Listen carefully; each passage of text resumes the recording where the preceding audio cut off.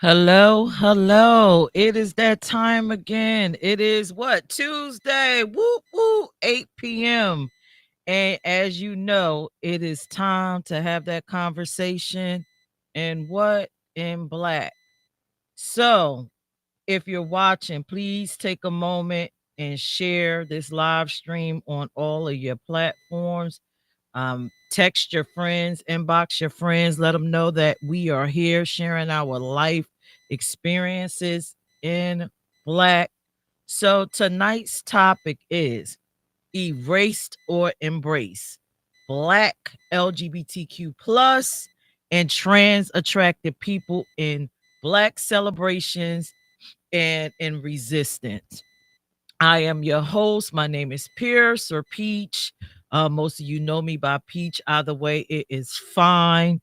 As usual, this is a IME Inc. broadcast, and all the views and thoughts shared here are of our panels and not necessarily of IME Inc.'s views and thoughts. So let's have this discussion in black. I'm going to bring on my panel tonight. And we're gonna see how they doing. I see Tim and Smack and Stan. Let's bring Kalani on. How is everyone? I'm doing good. Doing great. I'm Are y'all well. Welcome, Kalani. Welcome, Kalani. Everyone. Yes, we have a new Dre person and on the Zay. panel. Welcome. Yes, Welcome. they all in the back hiding. Before we get started and get on the main screen, Donna is not here tonight, but let's just say happy birthday to Donna. She is out celebrating her birthday. Happy birthday, Happy Donna. Turn birthday. up, Happy birthday, dancing, Donna. baby. Happy birthday, Donna. We love you and we can't wait till you come back. All There's a right. vibration coming through. We hear double time. You hear double tones? Okay, 1 second. So I'm going to take y'all off the screen for 1 second and then we're going to begin the conversation. Well, not off the screen, in our main screen.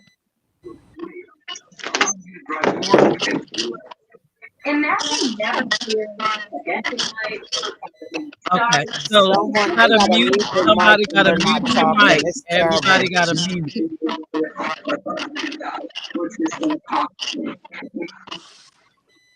Thank you. All right. So you know how this work, everyone. Can y'all hear me loud and clear? Okay. Yes. Yeah. All right. Y'all don't hear any strange noises or anything. No. No. Okay.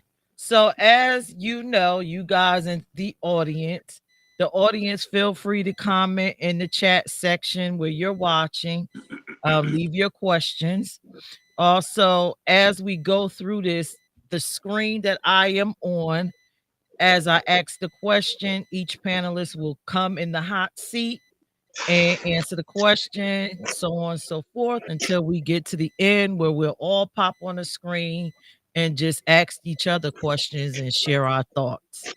All right. So, as we know, June is full of so many holidays, and I haven't figured that out yet as to why it's Pride Month. Well, I know why it's Juneteenth, and then it's Father's Day. It's just so many holidays that we have to get through in the month of June. It's amazing. I'm like, oh God. Um, can we even, you need a whole bankroll for June. The month of June is something. It's like Christmas. All right.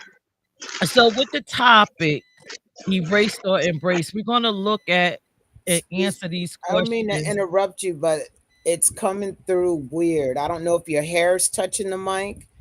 That So is not me. okay, something is coming through real weird. Can you hear it now? No. That's not me. I hear a beep. Like an alarm. Yeah. Y'all hear a beep? Yeah. Oh, You know, That's like when you need to change your alarm on the fire alarm, when okay. you need to change the batteries, and it makes that beep, Oh, beep, beep. beep, Okay. Let me beep. change my and and I think if you're not talking, mute your mic because Can you the hear me now? background is. Can you hear it now? The beep. No, No. it's going. Okay. So I took myself off the main mic. Do you hear me clear? Okay. 100%.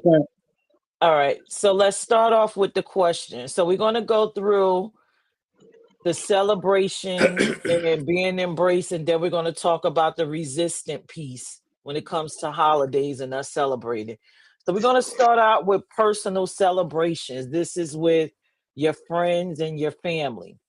So the first question is, do you feel embraced or erased during family celebrations?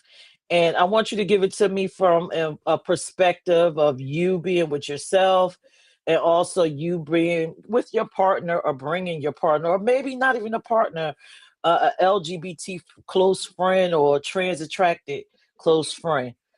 Do you feel embraced and erased at these family cookouts and this Juneteenth and all this stuff that's happening? I'm going to put Andre and Zay in the hot seat.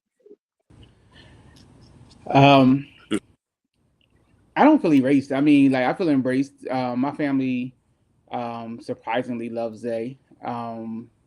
I think Zay's a whole turn up. That's probably why, because my family's crazy. But they actually look forward to seeing him when I do show up. Like if I show up without him, they're like, "So where is Xavier?" You know, they're very supportive, and we are a close knit family. That's how we were brought up. It's how my grandfather raised us to be, and so we embrace what he's taught us, and so we do everything as one big family. On you. Mine's is I'm going to say the opposite because like when I was growing up, we all would have functions and everybody would be there. But then the older I got, it felt like everybody just went their separate ways, or it just be certain people, or they always have a function and it's the same. On one hand, people that you always see, and then they'd be like, "Well, I told you about it, but in the reality, you told me maybe after." Or somebody might have threw it out there, but you didn't technically say, hey, come through, or bring your friend or whatever. So I'll probably say race. Wow. Thank you guys for sharing. It's two different dynamics in the same relationship. So next up, I'm going to put Vonda on the hot seat or Smack. Well, I'm sorry y'all getting this fuzziness, but that's what it is for tonight. I'm chilling. I'm gonna say back when I first came out, some many years ago, I'm gonna say on my mom's side of the family, no.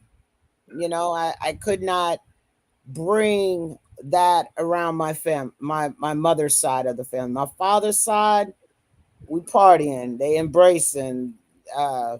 You just like, you family, basically. They didn't care.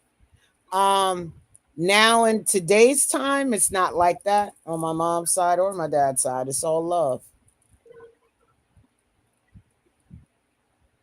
So I Thank you. feel embraced in this You feel current embraced embrace. in this current moment. Okay. Thank you. I'm going to put Stan in the hot seat now. No, never felt erased and always felt embraced. So that's it. Yeah. My family, hey, I'm invited to something, however I come, that's it. It's always been embraced, and they always never made me feel erased at all. Never. Wow. Great. Thank you, Stan. All right. Let's bring on Tim in the hot seat. And then next we have Kalani. I'm gonna say that I experienced both. Um, in the beginning, like when my family first found out, I wasn't really invited to a lot of things. People were having a hard time dealing with it because it just wasn't the general way of, how we were brought up. I mean, but over time, two things started happening. Number one, I got used to the family circle that I had made for myself here in Philadelphia, and also with my family, as the elders passed away, people, everybody stopped getting together like they used to. So a lot of the events that I would have been invited to, we simply don't do anymore. You know, not as a whole. Everybody's just kind of branched off.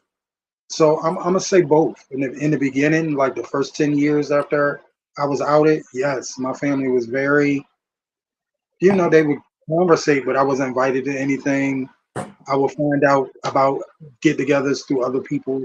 You know, Thank you, Tim. So we have a new panelist, Kalani. You're in the hot seat. Welcome, welcome, welcome. Thanks for having me. Nice to meet everybody. Finally, I knew Andre, but nice to meet everybody. And I knew Vonda. But I guess for me, I've had the, like Tim said, the twofold experience. When I got married in 2012 to a man, and my grandfather put him out of his house on Thanksgiving. Told him he wasn't welcomed in his home. But through time, because if you know my family, they're really church people, and the background is interesting. But he put him out for Thanksgiving, and I kind of felt some type of way. Everybody did, and they ended up leaving. But he ended up coming around. Um, he's no longer with us, but the family has been supportive. They've been there. Um, and now the guy that I'm with now, they asked for him before they asked for me. So I guess that's a win, I guess. Thank you, Kalani. See, that's amazing. That sounds, everybody seems like your families has stepped into 2025. For me, my family, I mean, Vonda and I are partners, and they embraced her wholeheartedly. They probably liked her more than they like me. So, and some of them, but I'm happy to hear that. I was expecting to hear something different, but we all have different experiences, so I'm happy. Okay, so the next question is, when the celebration centers on you and your partner. So this will be in a situation where you're having it.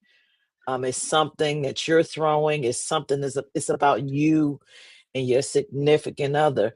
Do your biological family and friends hesitate to attend? If so, do they offer excuses or avoid the event altogether when it's centered on you and your partner? I'm going to put him on the hot seat first. um, first things first. It's been a very long time since I've been in a relationship, but my family in Pennsylvania are accepting. I mean, it's. I'm not gonna say it's normal in our family, but there's enough of us. There's enough of us in the family that it's not like nobody's nose is turned up, nobody frowns. My family in Maryland, the complete opposite. The complete opposite. Wow. Okay. So next up, thank you, Tim. I'm going to bring Vonda on. Well, When it's about us, how does your family behave? Do they well, attend events put on by us? they show up and they bring stuff and they celebrate and they walk. My brother Howard, he just like stepped in like it was his home. You know what I mean? And when can I come back? And my brother, both of my brothers, they when I talk to them, I feel like they're more concerned how you are than me sometimes, and they call you sis. Where's my sister? So, and my mother, every phone call or like today, I visited her, and she asked how you were doing and what you were doing, and and then my dad the other day, and I'm like, Dad, I'm calling to speak to you. You know what I mean? Like, so I don't have, you and I have been in a relationship going on almost 8 years. I haven't, it's been great with family. So when we have something here and we invite them, if they can make it, they're going to be here, even though they don't live in the same state. One's in Florida, one's in Lower Delaware, one's in North Carolina. But they showed up and showed out for that surprise, birthday you did, and I didn't even know what was going on. Thank you, Smack. Look like you about to like a ghost, right, y'all? Don't she look like a ghost? I'm about to put Kalani in the hot seat. It's funny. um, my family, they are in love with him. I keep saying we're together. We're not together, but whatever. Um, but they love him. They ask for him more than they ask for me. They come to our events when we have them. I'm not really an event person anymore, but they show up. They bring things. They support. They're not coming with bad energy because some people show up just to say that they came, but then they come with a strange energy. But yeah, I think everything's good. If it's not, I'll get them together. I know that's right. Next up in the hot seat is Andre and Zay. You want to go first on that? I don't know. I'll probably just say it's like half and half. It depends. Because, like, you got them few that actually be willing to come to everything that you throw. And then you got the few that be like, they say they're going to come, but then when the time comes, it's like, oh, actually, I had something else to do. So I'll make it to your next thing. And then that thing rolls around, and it's like, actually, you just don't want to come to anything. So I just, don't put it out there anymore. Right. My people love gathering, so I'm more of who do I want to invite from my family, Oh, because it depends on what we're doing. Like if it's a game night, then I already know I'm going to invite my cousins because we all turn up together. And the games that, like my board games, I created a couple of them, so I already know the older saints ain't going to be able to handle what we do. Um, you know, if it's like our housewarming, I invited everybody, so everybody had a chance to that didn't meet him had a chance to meet him. But then we had a chance to have both our families together for those who showed, and that was another great thing. So it kind of we just trying to weed out who if we when we get to the aisle who going to actually show up to the wedding, who we not going to invite. That's all. Stan, you up next in the hot seat. Are you on mute? Wait a minute. Let me take you off mute. Oh, I'm off. you're off. So when you have an event, Mm-hmm. you personally, you and your partner, does your family show up? Do they hesitate to come? Or do they just avoid the event? Just we're not coming. How is it for you? Oh, they show up. They do. And like I say, a lot of people go through a lot. They're raised a lot different with and how everybody deals with situations, and I respect everybody's situation. But I never ever put any. Sometimes it's how you carry yourself around people. I never wear titles on me, or never wear anything on me. I'm just Stan. You know what I mean? And my girlfriend's trans, and that's accepted. So, I mean, the whole thing is you when you come to things I do, this is what you get. And if you don't, that's fine too. I don't explain myself to anybody. I don't do that. Even like I said with family. So my family, when we do something, they come because they know it's gonna be a down event. They know we're gonna have fun, and who regardless who I'm with. Um, so yeah, so it's always like that, and it's just how you bring it, to people. But I'm not gonna explain myself to people, and when you come to my house.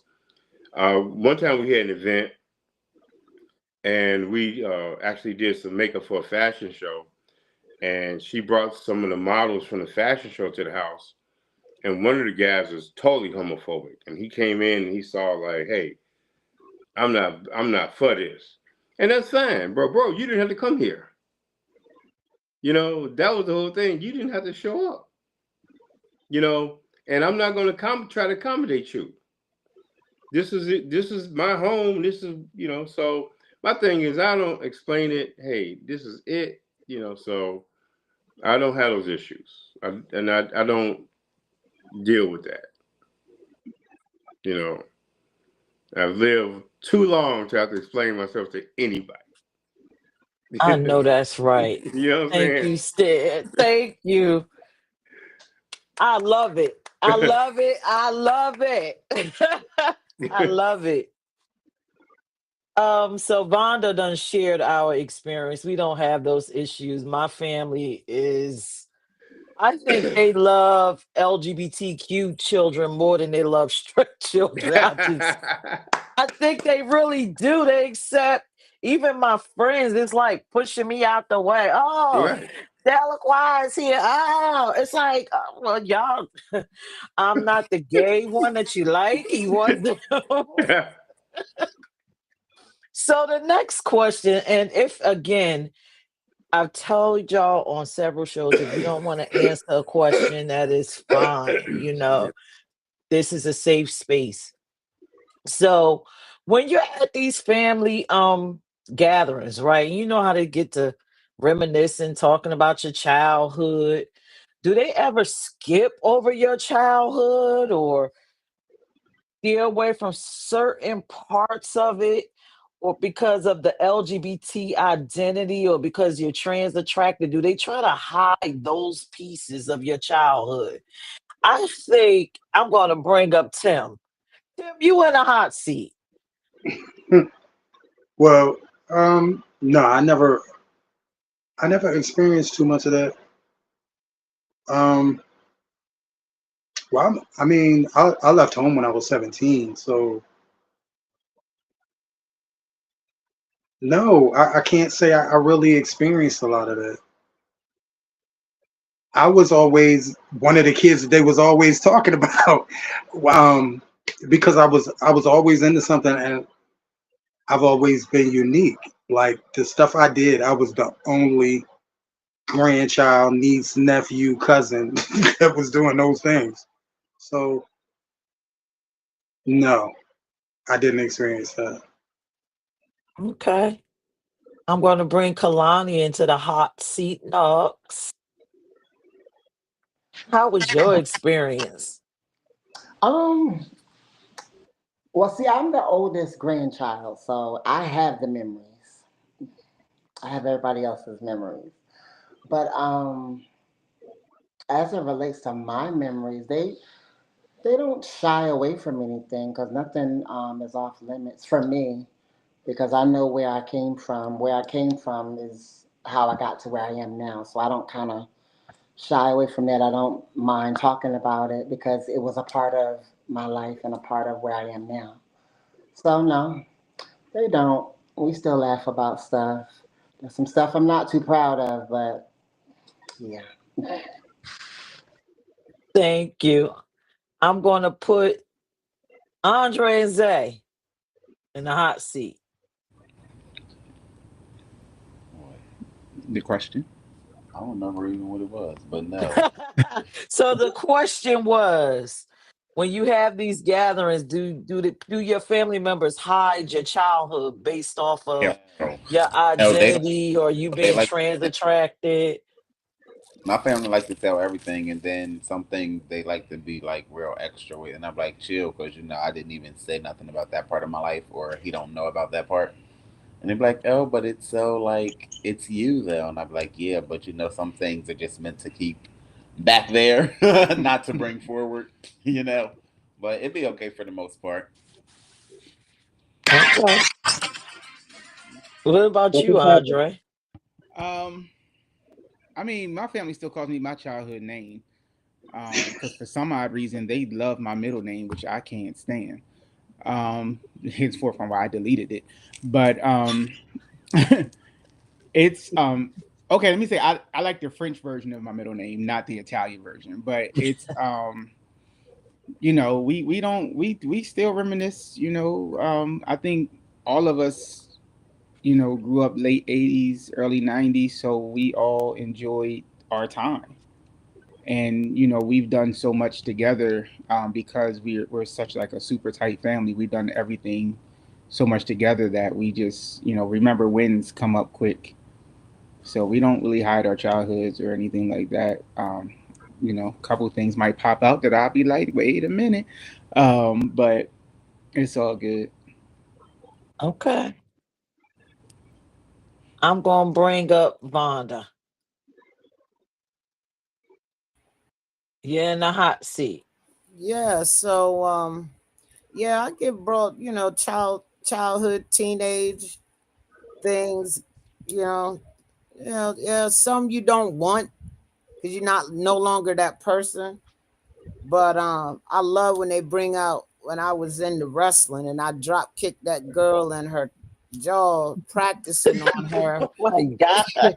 in school. My mama talk about it sometime, but I don't like when she talk about the part where told the principal to give me a spanking, and then I got one when I got home too. I went to Prince Street Elementary, and our drop kicking was in our yard, and our front yard was a wrestling. And You so had a lot Tommy going on. Denard was teaching us different things, and I drop kicked her because she called me the N word. That and the truth finally came out a couple years later. I was truthful to my mom while I did it. I just told my mom I was practicing wrestling, but I really drop kicked her because she called me the N word, and my mom had paid for her doctor bills. Goodbye, Vonda. Stan, you up next. When I see Vonda, it's like she reminds me of Psychic Network coming with all that stuff. And you know, it's like she just comes out the clouds and stuff, and it's like voodoo. Like, yeah. But the thing is, when we would have gatherings and things, and people talk about, actually, it's really therapy for a lot of people, our family, when they get a chance to sit back and talk about our past and things, because it gives them a chance to relate to now. Oh, I understand why he's like he is, or why she's kind of like she is, and they can bring up memories, and they can talk about these things. Like, mom, you can get in front of my mother, and she'll give you a whole host of things about me that I'll sit back and just say, hey, mom, why don't you kind of chill a little bit? But it's kind of therapy that they can sit back and say some things, because it gives them answers and to some of the things that they always want, were curious about. So when you're around people and they can bring out these stories about you, it kind of puts a closure for them, if you understand what I'm saying. you know. And I knew that from my mom, that it gave her a lot of closure to bring out these things and say all these things that was inside of her for years, and could sit back and talk about it. And it just gave her some release with it. And so sometimes I'll sit back and say, why is she saying all these things in front of, somebody I'm with? But it also lets the person that I'm with, my mother gets a chance to say, I know a whole lot more about him than you think I know. And that's a closure for a lot of our families, that when they say things and we want to shut them down and say, hey, you're saying too much. But that's them getting a chance to get some things off their chest over years. And if you understand what I'm trying to say. So, Do. my mother will say things to people, and I just knew it was just her way of saying, I hear you guys. You guys think you know him, but I know him better than you do. And she needed to have that. Those are feelings that somebody has to have, saying, I raised him, but I don't want anybody thinking that they know him better than I do. I put a lot in him. I invested a lot in years. And so sometimes it's therapy for people, but yeah, we have gatherings and I have people, and I can have a girlfriend there, and my mother will sit and just go forever, like, you don't know the stuff about him that I know. And girl, you ain't seen his true colors yet. Those kind of things. And I would sit and say, why are you saying these things? But it made her feel better. But I never had issues with none of it. Okay. Actually, it opened doors to other conversations. So, yeah. Thank you, Stan. Well, you know what? The funniest thing I've heard for you as far as the childhood memory is when one of my family members, when I finally came out and I brought Vonda around, it said, so that's why you was shaving off your hair and your eyebrows. Exactly. And I'm like, oh, okay, well, I guess that was closure for them. Maybe, Right. she's a little weirdo. She's shaving her hair off, shaving her eyebrows off. No, it was just hot. I didn't want hair. I didn't like hair like that. So, all right. So that was the personal celebrations. And it sounds like all of us had pseudo healthy ones. Nothing too out the way, nothing negative. And I'm glad to hear that. And again, as we go along, if you're watching, we'll watch later. We all have different experiences. Just because a group of us may be L's, G's, B's, T's, that don't mean we all got the same thing. Even trans attracted, we don't all have the same walks of life. So the next couple questions are holiday celebrations, and that's just general public, and we talking about historical celebrations. And this is near and dear for me because I'm a nonprofit founder. I like to frequent spaces. I especially enjoy history. So with these questions, it just hits my heart, especially for, when it comes to Juneteenth. And the reason why we celebrate is because we were actually truly emancipated. Like, we were emancipated, but we knew at that point in Juneteenth. And when I think about the struggles of our people, I also kind of flash back and wonder what was the LGBTQ experience during slavery. What are those stories? The trans attracted stories. What was happening to us? How did we survive? All of those things didn't just happen to heterosexual people. They weren't the only ones getting raped and tortured and stuff. So I always wonder about those stories when it comes to us, right? And it's not too many times we get to hear them. So this next question. So during Black Center holidays like Juneteenth, Black History Month, and all of the things that we celebrate that supposed to make us reflect back on our ancestry, times when we reflect on struggles and the triumphs of Black people, do you feel that Black LGBTQ individuals and trans attracted people are genuinely acknowledged and included in these celebrations? Do they include us? Because we do have an experience. We were there. We've always been here. So I'm going to put Kalani on the hot seat.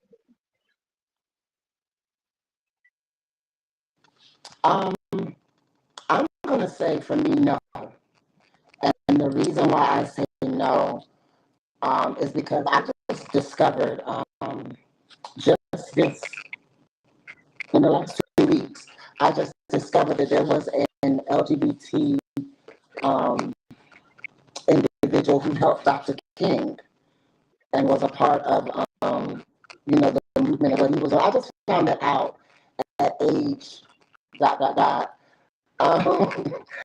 this year, and I did not know that. And I'm like, if I didn't know that, and I didn't know it at the age that I am, then how many other young people didn't know? So I think sometimes we're left out um, of the story because I heard an individual say,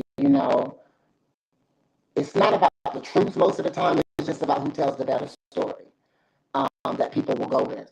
So I think we're left out sometimes just because people can't handle the whole identity thing, the whole um, attracted thing. So we get left out because it's just more comfortable for us to accept the norm. So yeah, I'm gonna say no. That's my answer. Thank you. Vonda, I'm gonna put you on the hot seat. You know, I've only been, I'm gonna just keep it real. Like, nah, I don't hear about those before me back in that time, like at Juneteenth celebrations, even founders' days of different organizations, when I know now, you know, because of Peachy and T Show, Peach Radio, how you educated us. And it really never dawned on me to think about those before me. I mean, most of us know about Stonewall, you know what I'm saying? But this has always been around and people don't talk about it. I've learned so much from my other half about my community back then. And today, no, they do not talk about it.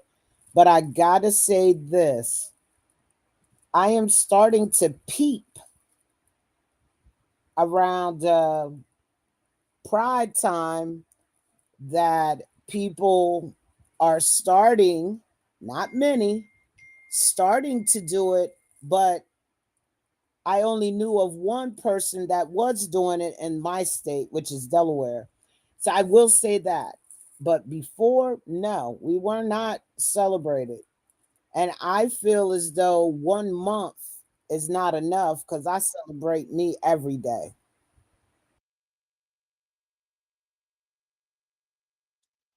Thank you, Smack. I'm gonna put Andre and Zay in the hot seat.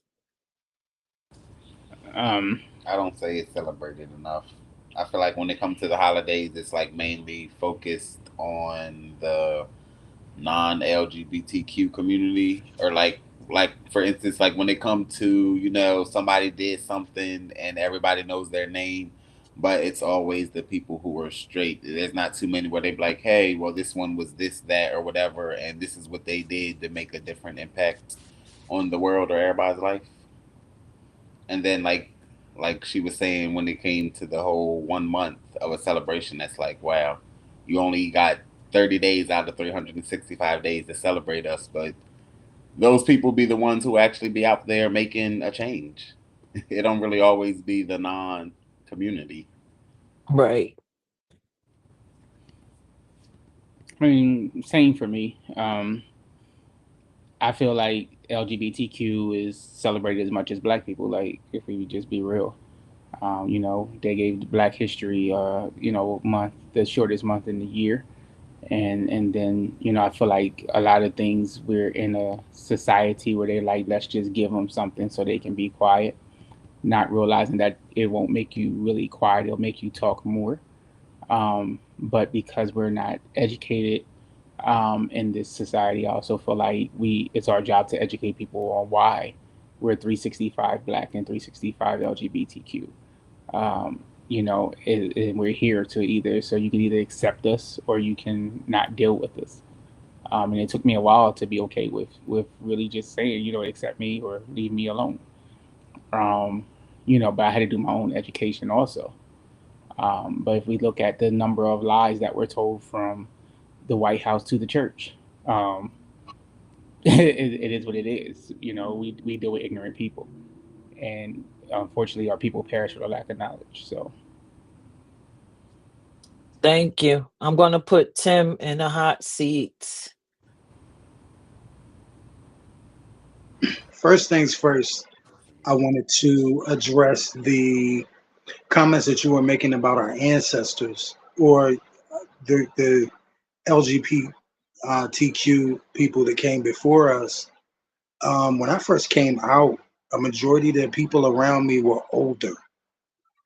So they would tell me stories about different experiences they had. I had a friend Dewey that talked about how a straight guy lured him into the woods and taunted him and beat him and then raped him violently because he wanted to be gay. Um, you know, people that were lured to different places and attacked, gay bashed, as you will. So me personally, I didn't experience those things, but I came out around older gays that had experienced those things. Like they couldn't live out loud like we can. They would get attacked. They would get beaten by not like one or two people, but by like groups of people. So the freedoms that we have, I don't think people really value them as much as they would if they had been in contact with people who lived during those times where it was absolutely not safe to be gay in public. Um, what did repeat the general question for me again so that I answer it like on point? The general question is during celebrations, like just within organizational or like Juneteenth, Black History Month, those So holidays that so supposed to so black celebrate so, our ancestry, y'all black people. so When we black talk about organizations the and black holidays. just in general, when you go and you support these things, do you see yourself reflected or acknowledged in these celebrations like the LGBT trailblazers or any of our struggles Okay. and triumphs? Okay. So no, I don't see anybody representing our community, but I don't see anybody representing the handicapped community. I don't see anybody representing the animal lovers community. So the point that I'm trying to make is we have to fight so hard just to get these days of acknowledgement and these national holidays for us that just to fight for them, they don't get a chance to say, okay, we're gonna get this holiday and we're gonna get this acknowledgement and we're going to acknowledge all of the Latinos. We're gonna acknowledge all the LGBTQs. We're gonna acknowledge all of the disabled. We're gonna do this. They just fighting just to get the holidays for us, just to get the recognition for us, just to get the respect from the government for national holidays for us. So no, I don't see a lot of us being included, but I don't think it's depending on what area of the country you're in. Um, I don't think it's intentional. I think that they're just fighting for just the holiday. They don't have time to break it down into categories of people. They're just fighting for all people. But in the end, we do get slighted. We get slighted with everything, especially in our community.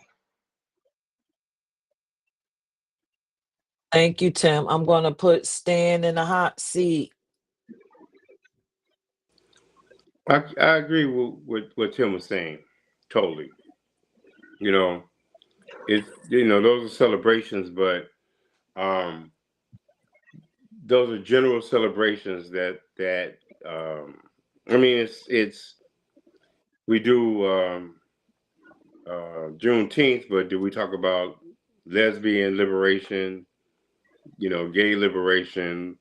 It's just a general celebration. When I think about things about back in those days, about in slavery, about gay slaves, and things like that. I'm sure that those things are going on. You know, it's just something that wasn't brought and talked about. But going back to what Tim said, I pretty much got the same answer Tim was talking about. Yeah, we do get shortchanged in it, but then again, it's you got Juneteenth, but then what do you throw the LGBT community into it?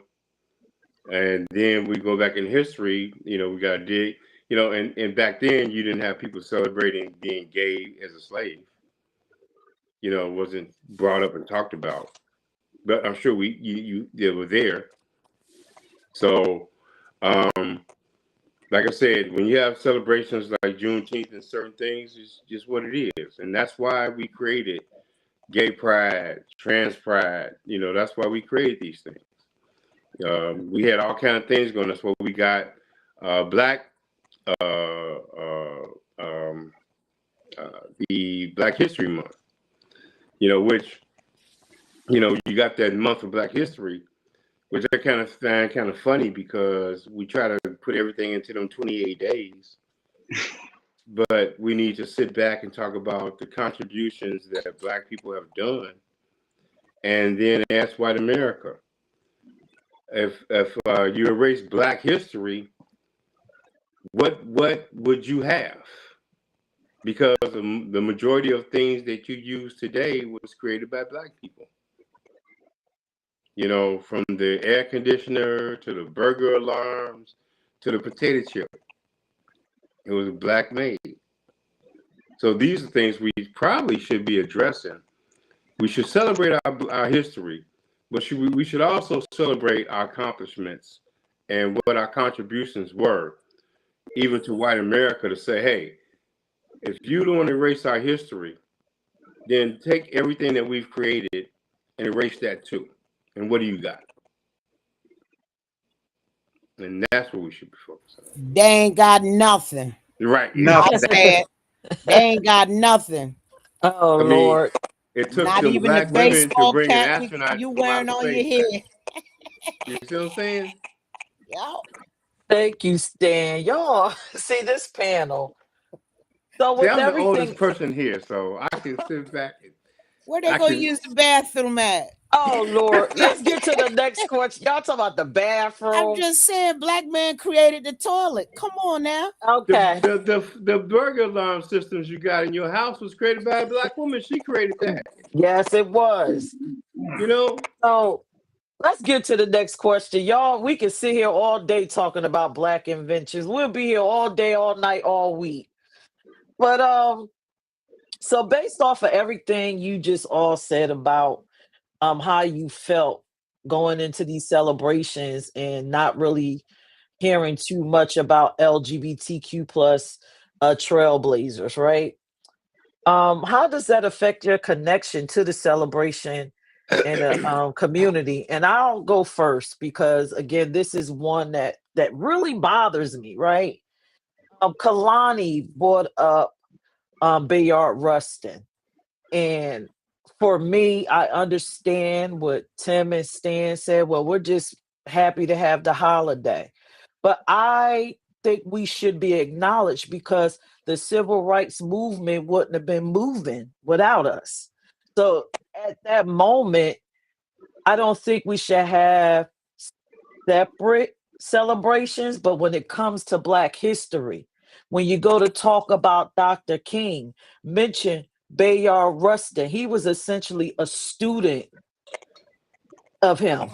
Dr. King was a Bayard Rustin student. He wrote the civil rights movement and had to take a back seat to it so that it could occur. There was a Black man that financed the movement, and he was a gay man and never mentioned. And for me, it's a strong disconnect when I go into those spaces. It seems like you're taking half of me, but you don't want the other half of me presented. So that's how I feel. And I'm just wondering, how do you feel? I kind of stray away from Juneteenth and Black History Month because take all of me, represent all of me. Kalani, I'm going to put you in a hot seat. I agree. I agree with you. I feel like it's like you're saying about 60% you can come in, but the rest, we don't want that. Because there's a lot of trans people who have done a lot of things for the community. They've helped women's rights and all that kind of stuff. And we get no kind of understanding of that, no kind of credit for that, because people just can't, I guess, grasp the fact of identity and sexual attraction and all of that. And I think that is the one thing that bothers me, because I'm not just trans, I'm Black. I'm not just Black, I'm trans. I'm a daughter. I'm a cousin. Like there's so many facets to me, but you want to take what you want to take instead of taking all of me. So I agree. I don't like it, and I feel displaced when I'm in those spaces because it's like you can only take a part of it. So yeah.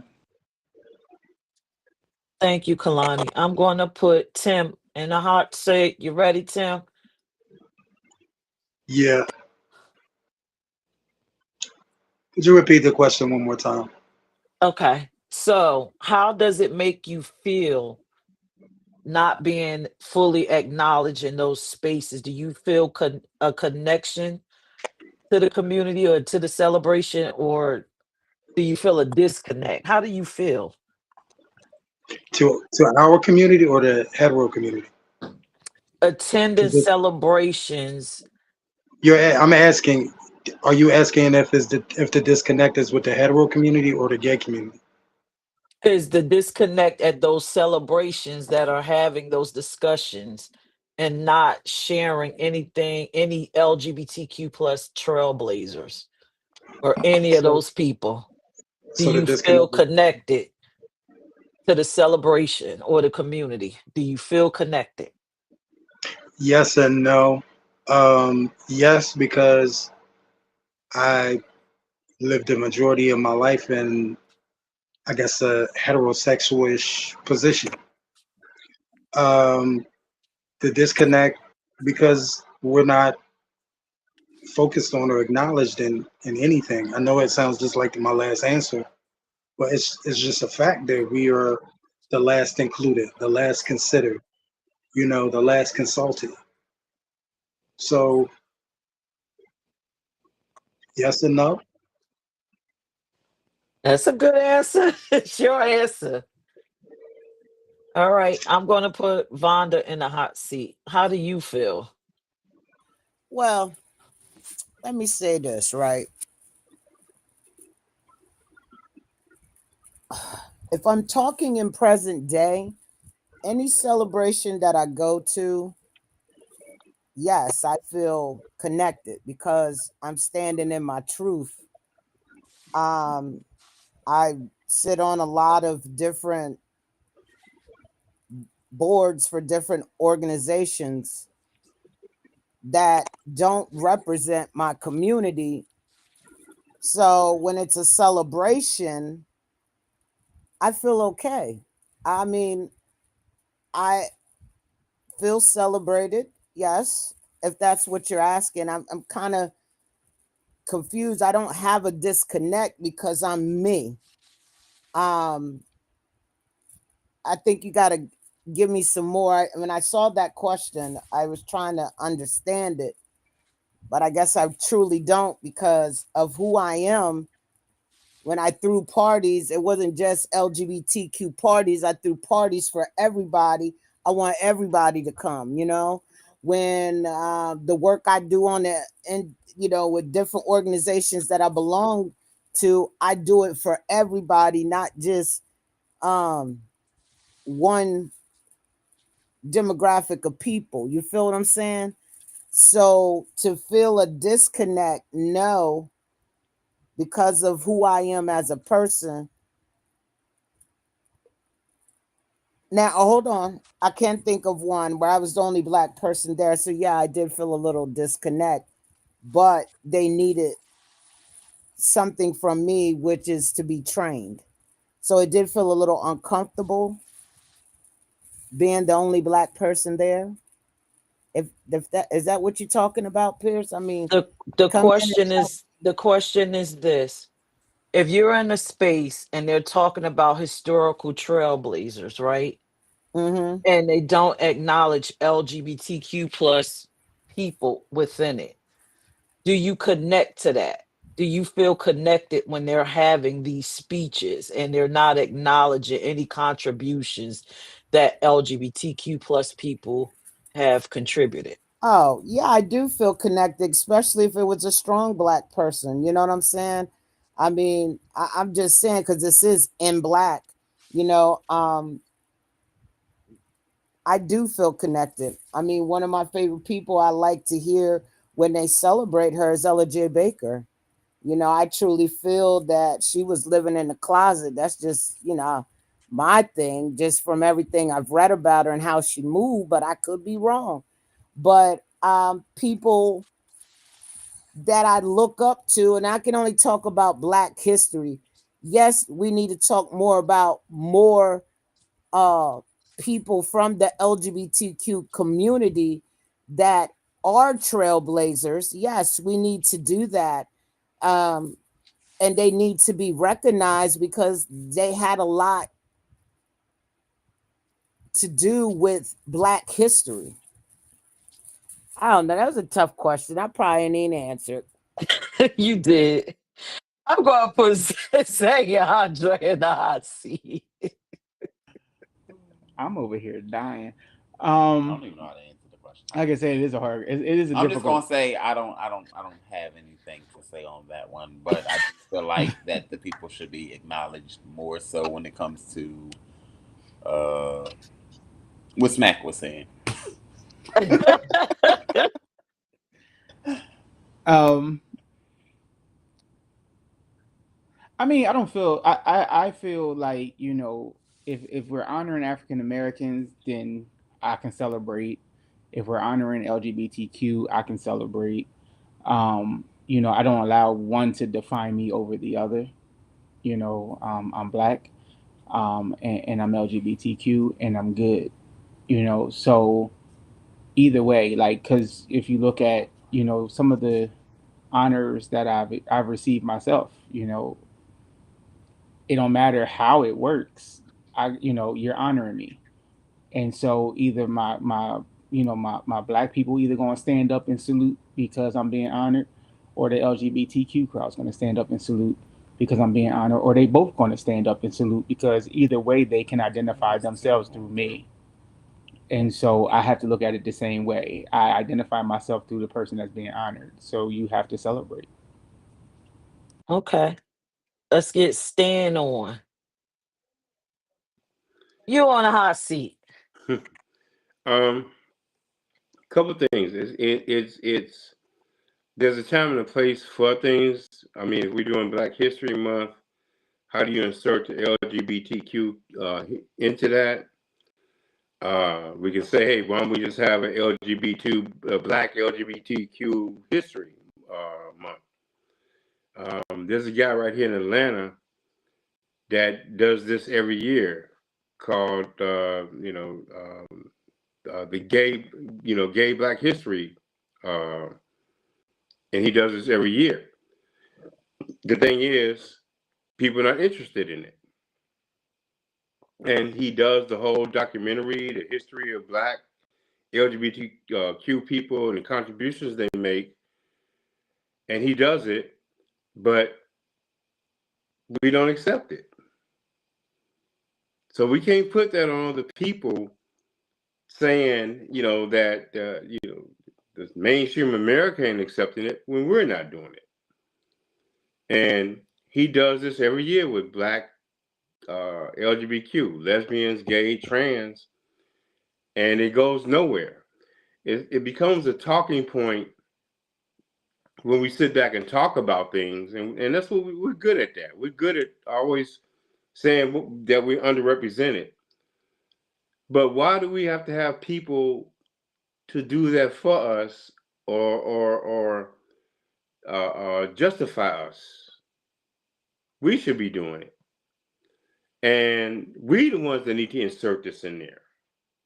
We can't sit back and wait for somebody to do it, And like I say, the guy that does this every year here, right here, I'm not gonna bring his name up, but he does it every year. He does a documentary with it.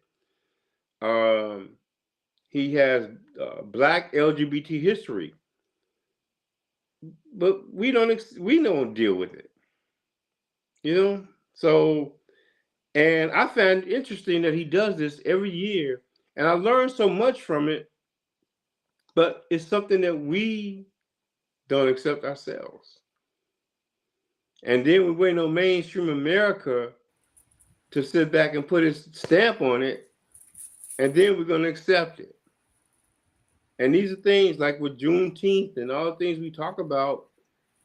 It's up to us to insert these things in there. You know, we can't. You know, Juneteenth came about. You know, even when we had the march on Washington with Martin Luther King, that march didn't take place until we had President Kennedy put his stamp on it. You know, we had to get justified by white people to do things. So we have to do it, and that's the issue. So you know, and I'm all for it. We can all sit back and say, hey, let's go head on and let's do an LGBT Black history.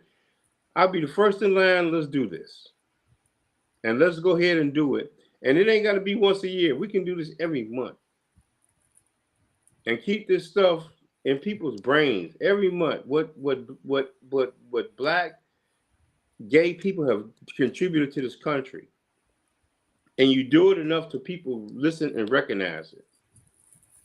And that's what we have to do. We can't keep, you know, it's like the Academy Awards. You know, we don't get enough Black people nominated for the Academy Awards, so we want to boycott. Of course. You see what I'm saying? But then why boycott? Why not have your own award? Why can't we support our own? You know, I remember y'all know a show called Soul Train? Yeah. Don Cornelius started that in Chicago, and I remember as a kid, and I admired him. And the whole thing Don Cornelius said was, why are we always sitting back? That's how the Soul Train Awards came about. We're always trying to get validated. So if we don't get nominated for the Academy Award, now we're going to boycott. Do you see the Latinos sitting back boycotting the Academy Awards?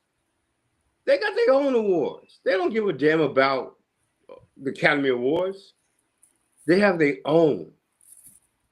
And then they do it with no strings attached. So when we do something like that, we get the awards. Okay, now we got the NAACP sent back. Well, now you got to sit back and, you know, we put too much shit on ourselves. We really do. And we hold ourselves back in a whole lot of ways. It's just like even with the last BET Awards with the gospel, Gorilla, she got a gospel award, and hell is breaking loose on that. You know, and this ain't white people doing this. This ain't white folks. This is us. And we got to sit back and get our own shit together. So I'm saying all that to say, you know what? We don't have to wait. Let's go ahead and inject these things. So when we do Juneteenth, let's do Juneteenth LGBT contributions. What has happened? The struggle. Because we got people not even LGBT that contribute to things in America, and they're not getting credit for it. You know, and I'm not trying to be on a soapbox, but I'm just saying, if we're going to talk about it, let's be real with it. You know, and this is what we have to do. We can't sit back and wait. And we can't wait to be validated to do anything. It's up to us to do it. Period. Okay. Thank you, Stan. And I have really an hate announcement that I to talk make. like this. I got an announcement to make. Okay. This is part of my legacy. So maybe one day, you know, 30, 40 years from now, someone may bring me up. You never know, I may be in a history book. June the 23rd, 2025. Vonda Smack. And you guys are all the first to know it. I haven't even posted on social media. So we saved that for something else. I wanted part of my legacy. Okay. She said save it. All right. Yeah, not a part of the save it for later. Are we talking about history? You know, I do No, a but we're lot. going. Yeah, we're going to save that for later.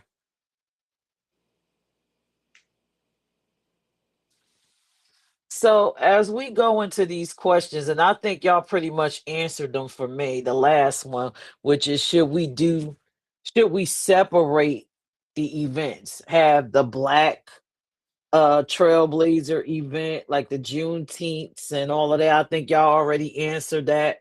And or should we do it together? I personally feel like we should have it together. So I guess we should just everybody tell me separate or together. I think as a Black community, we are a whole community. It's not Black and gay. It should just be Black celebrating trailblazers, whether they're LGBTQ plus or not. Mention them, but I believe together. But Do then you Pierce, believe separate? but Pierce, if you do it that way, then that's fine. But then let's not label gay LGBT. Just do it as a person or a woman. Okay, because if we're gonna make it that general, then let's make it general. Let's not label and say, hey, Stan did this, but Stan's gay. No, we're gonna do it. Make it general. Stan is just a Black man that did it. It's gonna have to be separate. It's got to be. You can't. There's no way I can see you doing it as a whole, and then you're gonna sit back and generalize. Well, Stan is a Black man that accomplished this, but by the way, he's a gay guy. You see what I'm saying? If we're gonna do I it, do. you know what I I mean? do. I do understand what you're saying. Um, and I don't really like to insert my opinion, but then I'm gonna let everybody else go. I mean, really, Let's it's just fair. let's just keep in mind that we live in a world, right? In society, it's a heteronormative society. So when you go to say that someone did something like Martin Luther King, you don't have to say that he was straight. It's already assumed that he is. That is why you have to say this person, okay, a Bayard, a LGBT trailblazer, because the assumption is everyone, even you, before you even open your mouth. That's why it's an issue based off of whatever we are, whatever letter you are, whatever, if you're trans But see, attracted, we because put the ourselves in assumption. categories already. Instead of saying, okay, Martin Luther King, just a man, we put Martin Luther King as a Black man. We're not No, they saying him a say man. they We don't. already put ourselves in categories, It's Pierce. already the assumption that he's a Black heterosexual male when See, you now we're walk in going this with this. world. You're using assumptions when we putting ourselves in categories.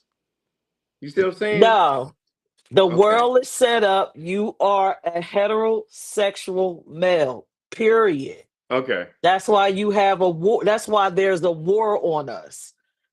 It's not because you are a man, it's because you are a trans attracted Black male.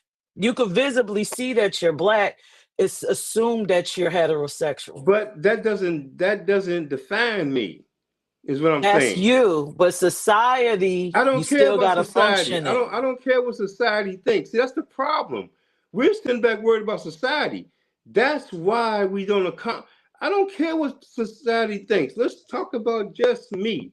Society puts me in a category and they define that. Well, he's a trans track. I'm just if you didn't have put labels on trans, there would be no labels on nothing with me.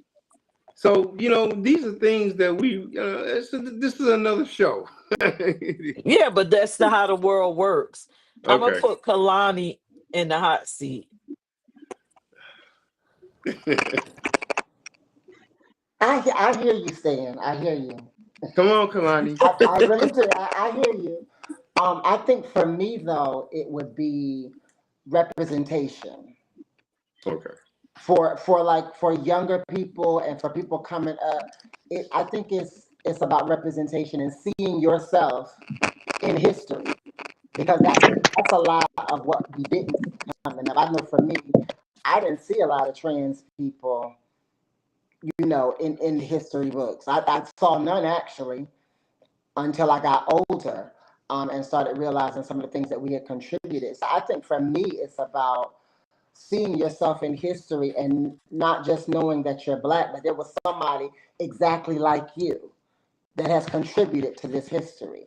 So I'm understanding you saying separated, and if you're going to label and all that, but I think putting it together kind of separates the fact that we cause all that division, because we're already divided. I think we should bring it together, but I think people should be represented as who they are completely, like 100%. Yeah, I understand. All right, let's put Vonda. Well, actually, let's go with Zay and them. You're in the hot seat. Together or separate? Go ahead. Together or separate? I think together. But Okay.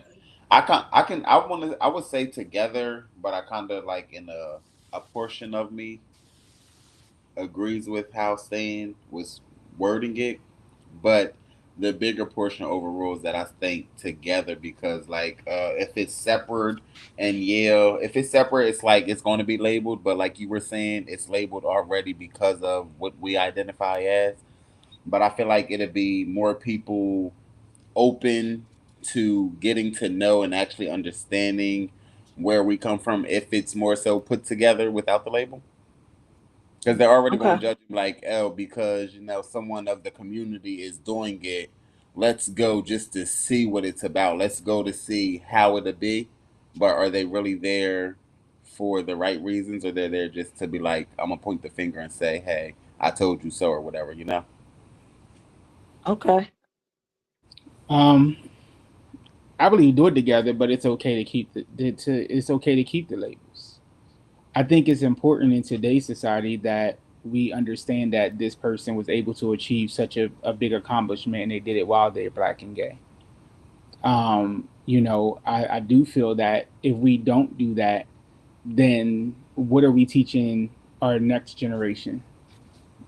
That is, and that's everything I do.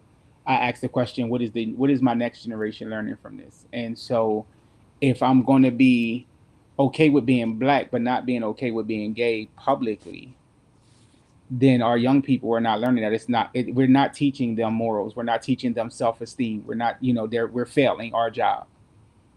And unfortunately, in today's society, the young LGBTQ suicide rate will not go down until we teach them that it's okay to be young and gay, and that they can still accomplish everything that they've been put on this earth to do.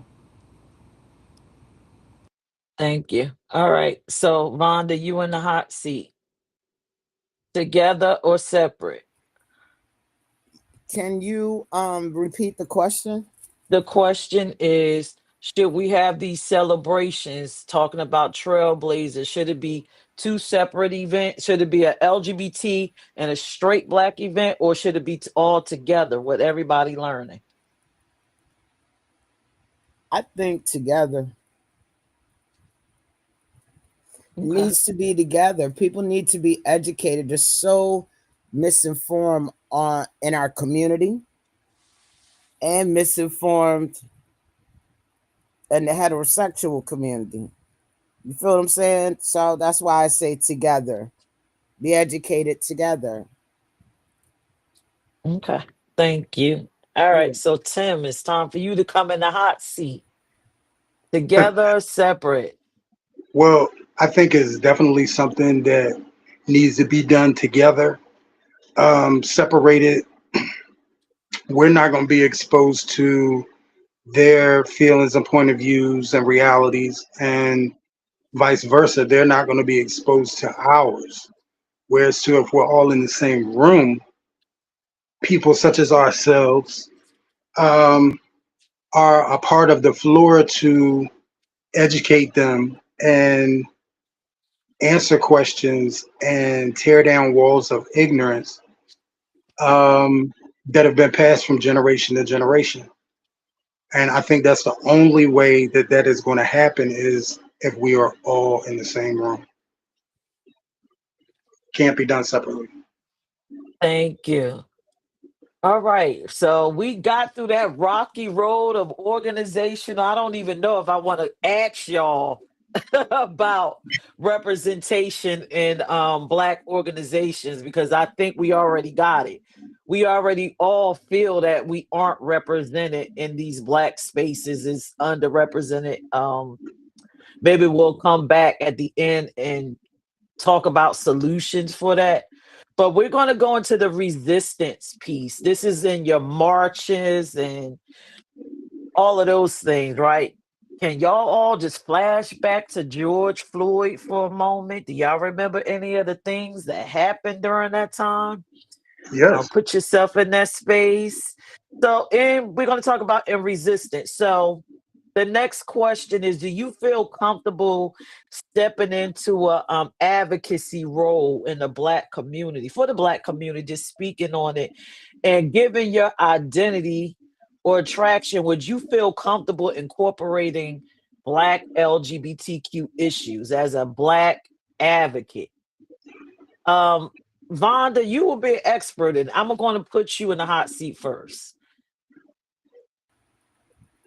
How did I know you was going to do that?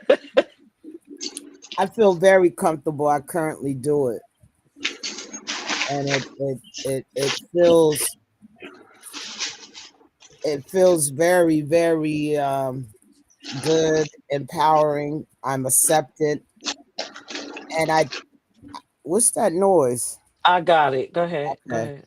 And I feel as though, thinking back to that George Floyd,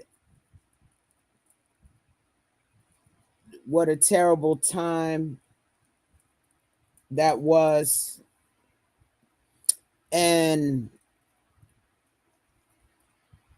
the advocacy, I remember being at my job, I do the advocacy and activism on the side, and I had a little retail job as a manager. And I think about watching those people march up that highway and how bad I wanted to just be a part of it, but I had other responsibilities. But then when I found out they were doing it the next day on my day off, I just jumped in, and being able to use the tools that I learned, and being able to apply it to make it stronger, met everything. So I feel very good. I do it today. That's my full-time job. I don't have a problem getting into spaces advocating for my people, and I will Okay. do it till I die. So, just to broaden, can you hear? Just to broaden the scope of it, Vonda actually goes out and speaks for is it probation reform, correct? I do that right now. My bill is going to House Appropriations tomorrow. The bill I've been advocating for 3.5 years with my job, it actually goes to the House Appropriations tomorrow. It is a start in the right direction towards probation reform. It has really, here in Delaware, it is, we have a high recidivism rate, and majority is from our black community. And I'm trying to make a change in that. So we may have a good bill coming through here soon that's truly going to give people a second chance. Thank you. Okay, so with that, now when we talk about the advocacy piece of it, because of the question,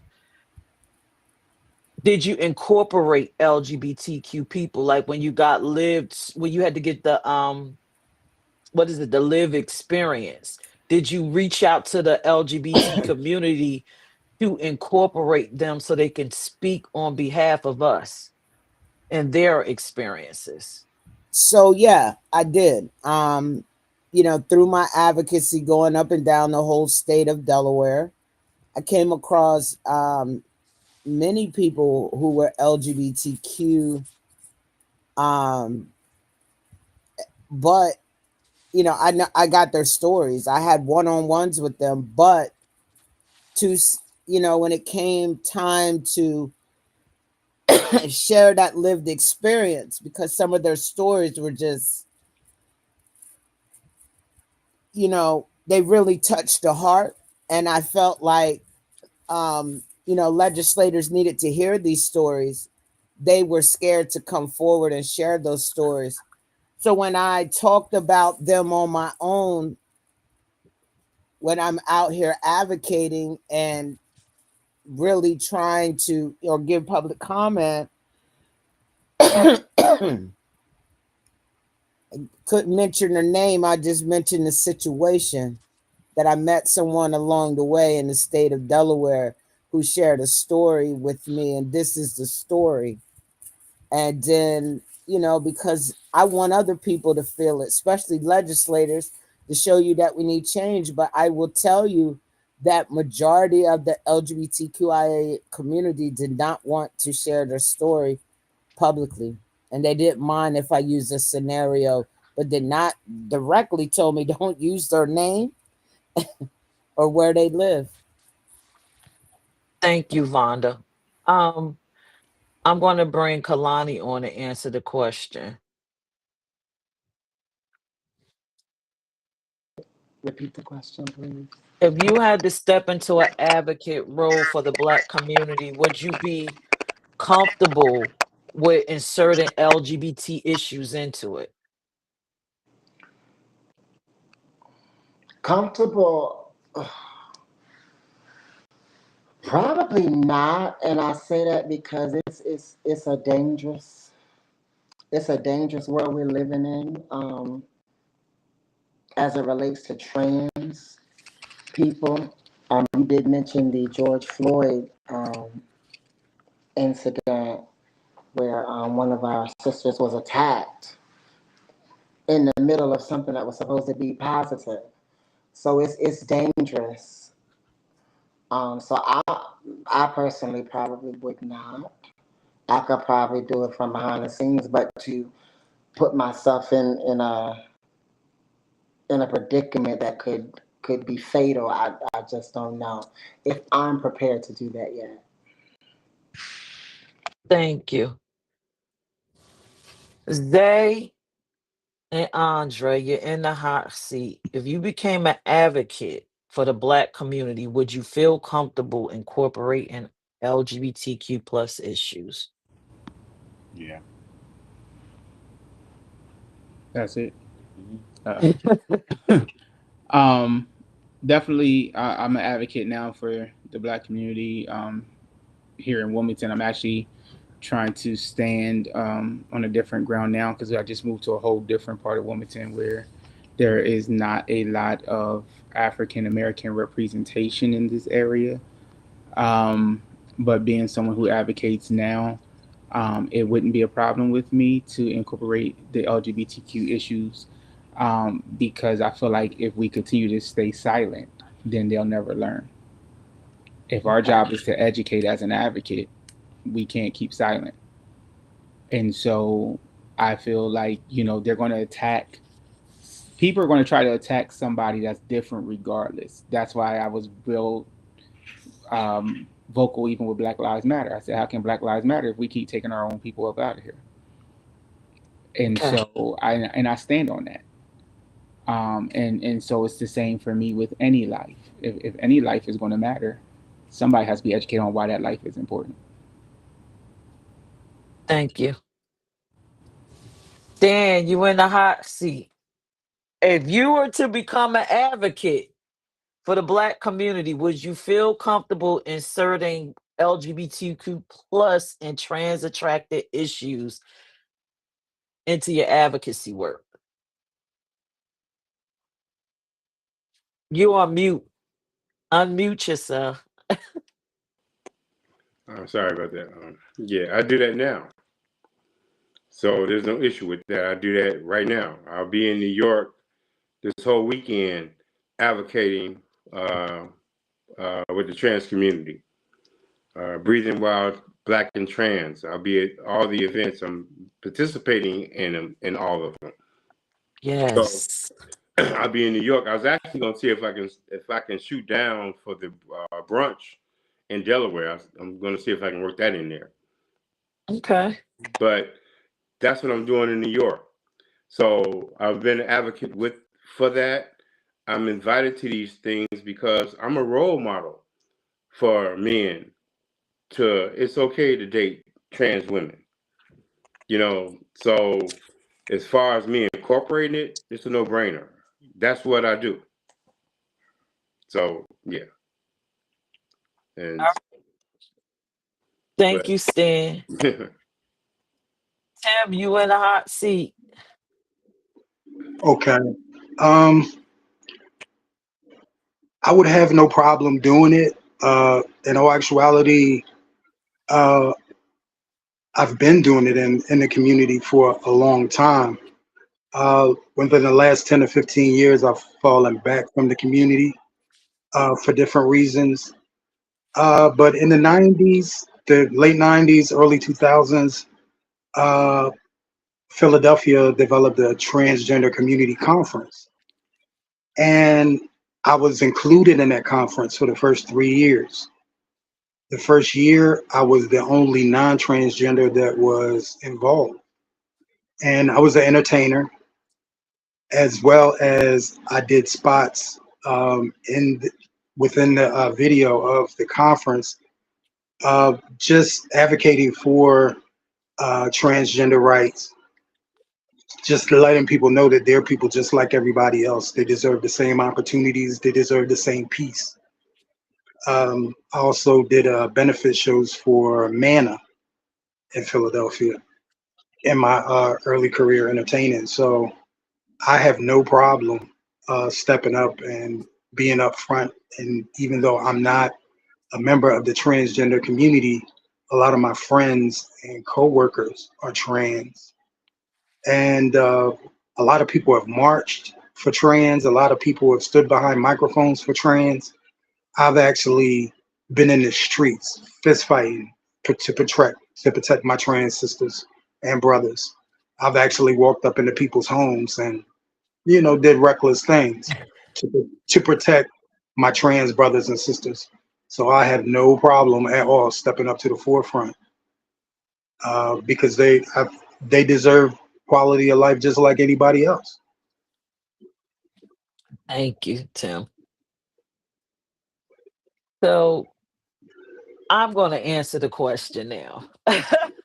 So in Delaware, I am known as the loudmouth, the LGBT, the gay, probably the N word black loudmouth. And I have absolutely zero problem stepping into black spaces and reminding them of the things that LGBTQ plus people need, where we're being left out, and what you're going to do about it. I won't say it here what organizations. I've created committees within organizations for us so that we can have a say. Didn't necessarily get the support, but I'm happy that I stepped into those spaces. So, yes, I feel like if you're LGBTQ and you are an advocate in a black space, make sure you incorporate your brothers and sisters' struggle. Okay? Incorporate it. I don't care what it is because we have a story. So, like with Vonda, probation reform. Gay people go through probation reform. We go through that, right? So our story needs to be told. If you're fighting for reproductive rights, well, tell our stories, incorporate us there. That's how you do that. Don't let them forget us. So the next question, and I know y'all like, oh my God, these are such, they're not fun questions, but you know what? People need to hear this. They need to know how we feel in all Right. situations, not just sexual situations where homophobes like to place us. They think it's just some type of sexual thing we got going on. That's why they're like that. But that is not even the reason. That's just who we are. Our attraction is just as normal as yours. Our identities are as normal as yours. We're allowed to have them. So this one here, this question, And every time I flash back to the George Floyd situation, it just makes me sick on the stomach. Vonda will tell you when I saw it on the news, I just lost it. During the protests, we saw an incident where a Black trans woman was attacked right in the middle of a movement that was supposed to be about justice for all Black lives. So, my question, do you feel safe participating in Black led rallies and protests? Um, and if you feel safe, or if you don't feel safe, do you worry about your community members, the LGBTQ plus? Do you worry the trans attracted people? Are you worried about these people? Um, I'm going to put Tim in the hot seat. I think you have to be selective. You have to know where you're going. Um, there are certain places that I would feel less comfortable knowing that some of my trans brothers and sisters or my queer brothers and sisters are going to, because it will make them an immediate target. There are other places that they could go and they will be tolerated. And notice the choice of word that I use, tolerated. I think part of survival as a trans individual is being smart and knowing what you're walking into. A lot of people feel like because they have the rights, that their rights won't be violated. And that's not reality. There's a lot of ignorance out here. And a part of having a safe life and longevity is making good decisions, especially if you are someone who stands out. That's almost a guarantee that you are going to be a target. Because of the fact that I blend into heterosexual society, not because I try, it's just because of who I am normally. Most places I blend in, and I'm a very observant person. When people don't know you're gay, they do and say things in front of you that they normally wouldn't do or say openly, or definitely in the presence of gay people. So I've gotten a chance to really stand back and see how people work. And I've seen times where people thought they were in safe situations when they were actually surrounded by people who had no good intentions for them. So it's you got to know where you got to go know where you're going. Don't walk into places without doing your research. Find out about the crimes that happen in that area if it's someplace that you are familiar with, that you're not familiar with, because some people walk into the wrong time in the wrong place. And there shouldn't be a wrong time and a wrong place just because you're gay. But the reality of the time that we're living in, you have to be very selective about where you choose to show up. Thank you, Tim. Ooh, let's put Vonda in the hot seat. I'm different. I'm a little different. Here in Delaware, I feel comfortable pulling up to any protest. I'm not gonna go to no riots. You know what I'm saying? I'll go to any peaceful protest. Um, but in this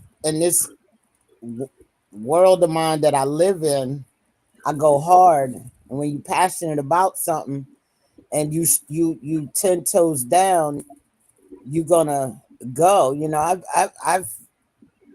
I've been at protests all over this country and been invited. And so that's why I'm part of coalition and groups and get to know people so that I know that people got my back while I'm there. So if I'm invited to Ohio, I'm not going to go alone and not know anybody. You know what I'm saying? I'm going to be there with a group of people who share the same interests. And we're going to be there to protect each other and have each other's back. And like Tim said, you have to be observant. I always sit in the car and look before I get out. I got to check the atmosphere and the energy. And if neither one of those are right, I will not get out. You know, this is how I am. I've been at plenty of marches since I was 18. And, you know, you got, like Tim said, you got to be observant. But I'm never going to go to a protest alone, especially one where in a town where I don't know nobody. I got to organize and get to know people. That's why I say it's really good to get and be a part of, you know, find your people, as Ella J. Baker said, and build your coalition of friends that got shared views as you do, so that when something like that comes up, you can go there and you got their back and they got your back. So I try to go at least with 4 or 5 people if it's something I've never been to. Thank you, Smack. I'm gonna put Zay and Andre on the hot seat. I think everything's been said eloquently by Tillman and by Smack. You know, be knowledgeable, educate yourself first, have the knowledge that you need to know about where you're going, and then make your impact. And don't travel alone. Like the Smack hit it on the head. You know, never travel alone. You know, we have to be cautious at what we do.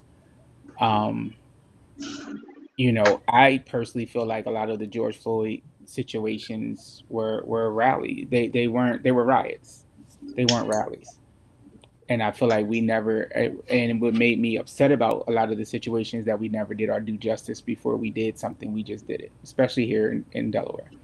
Um, and so I feel that we have to be knowledgeable about what we're doing and ask ourselves what are we getting out of this, as far as what impact are we making, what story are we telling? Are we telling the story that all lives matter or Black lives matter, or are we telling the story that if you do something we don't like, we can tear our city up? You know, so able to understand why we're doing it, and then do it knowing that we're doing it with a purpose.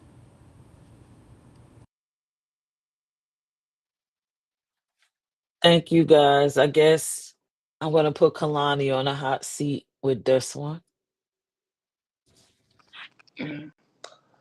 Safe. I feel safe kind of anywhere that I go, I think. But as it relates to like a rally or something like that, because of the George Floyd thing, you have to be cautious and mindful of your surroundings. Just like everybody said, you got to know, be on your P's and Q's and stay ready so you ain't never got to get ready. Um, so that's my take on it. But I also think that the reality is that as ready as you can be, you just never know. You can feel safe in an instant. Things can change. Um, so I don't know. It would depend on, like Fonda said, the atmosphere and the climate. When you get before you even get out the car, you gotta really go in yourself and really understand what's about to happen, what could happen, and kind of weigh those options before doing it, because it could all turn like so fast. So that's my take on it. Thank you, Kalani. All right, Stan, you're up in the hot seat. My thing is, you know, like I say, you gotta look at your situations, and you gotta assess what you're protesting. You know, so that's basically it. Yeah. Okay. Hey, Thank you. Peirrce, a peach. I want to mention. Remember when we went marching up north, and you felt something, and we left, and then that peaceful protest turned into an actual riot that Andre was just speaking about in his area. You remember that? We went up there, Yes. we marched, and you said we need to go. You felt something. That's that's what I was talking about, like the energy, and then how the police, black police officer, we were just trying to have a conversation with people who look like us, but because of the situation that had happened in Minnesota, is it Minneapolis, Minnesota, right? I hope I'm getting the city right. Yeah. They came at us real crazy. And I had to be like, calm down, bro. Like, yo, you can't tell me as a black man you don't feel something. But I just wanted to get back to that and remind you of that day, because that's that energy. Once that day happened and you brought me there, I have been like that ever since and added that to my tool belt. So I just want to say thank you. So this is the last question, and then we'll wrap it up and we'll ask each other questions. So after everything we've discussed tonight with this topic, erased or embraced, we talked about being erased or embraced with our personal celebrations, holidays, these organizational things, and in resistance. Do you feel erased or embraced? For me, I feel embraced by my family, but the general public, I don't feel like I'm embraced. And to be honest, well, you know what? I'm embraced as long as I stay in stealth mode. Let's put it that way. If I don't reveal who I am, I'm embraced. Of course, I'm not embraced by the white community, but by my black community where I need the most protection and acceptance and care, I have to hide. So that is my experience. I don't feel embraced. I feel like you're only accepting half of me. Um, I'm going to go ahead and put everybody in the hot seat, and then we're going to just ask our questions of each other. I'm going to go with Tim, erased or embraced. Erased. And you hit the nail directly on the head when you say you are accepted as long as you are invisible. That is the main reason why I keep my sexual orientation separate from my workplace, because of all of the prejudices that I seem to fall victim to after people find out. Um, it's like the heterosexual community feels like we're getting too much. Like when they turn on the TV, they see us. Some of the top shows that are out all across the world, honestly, are gay shows, drag race, fashion shows. They just feel like they're making too big of a deal out of us when there is a huge problem for black people as a whole. I'm not saying I agree with that. I'm saying those are the conversations that I hear most. People are really offended that they can't watch TV anymore without seeing gay sex scenes. And the past couple of years, you see more gay sex scenes on shows than you see heterosex sex scenes. So right now, the heterosexual community is at a rebellion because they feel like too much is becoming about us. When in all actuality, we're just taking the place in the world that we've always been. We've been behind some of the greatest inventions. We've been behind some of the greatest ideas. But just like white people used to do black people when they invented something, they take it from us, erase us, and move on with it and claim it as their own. Erased, definitely. Thank you, Tim. I'm going to put Zay and Andre in the hot seat. Erase or embrace? I'm gonna say embrace and erase because I feel like depending on the situation or the timing of where you're at can determine if you're embraced or erased. Because there's them situations where you come around and everyone has something to say only because you're not like them, and then you have those where it's like we're all here together, and yeah, they might not like the same thing as me, but we're all still equally human. I'm gonna say embraced because you can't erase something that's written in permanent ink. Um, when you are 1,000% unapologetic for who you are, you're solid. And it's hard to erase something that no matter what you say or no matter what somebody says, they keep making an impact. You know, one thing I've learned about myself is a lot of the things I've done I didn't do for to be noticed. I'm a behind the scenes mover, but I also learned the power of my voice. And so if just my voice can shift the community, then my mind can shift an atmosphere. And so you can't erase what has been graced for this season. And so I feel that once we move fear out the way, then we stop looking on, am I really being embraced? Or we stop looking for who will embrace us. And we begin to look at the object that if you don't embrace me, you still got to come back to give me my kudos. And that's what gives you the embracement you're looking for. Because no matter what happens, what I've been purposed to do, it's here. I'm doing it. And I'm doing it without question. I am unapologetically Dre. And that's how I introduce myself. When people say, well, what do you classify yourself as? Baby, I'm Dre.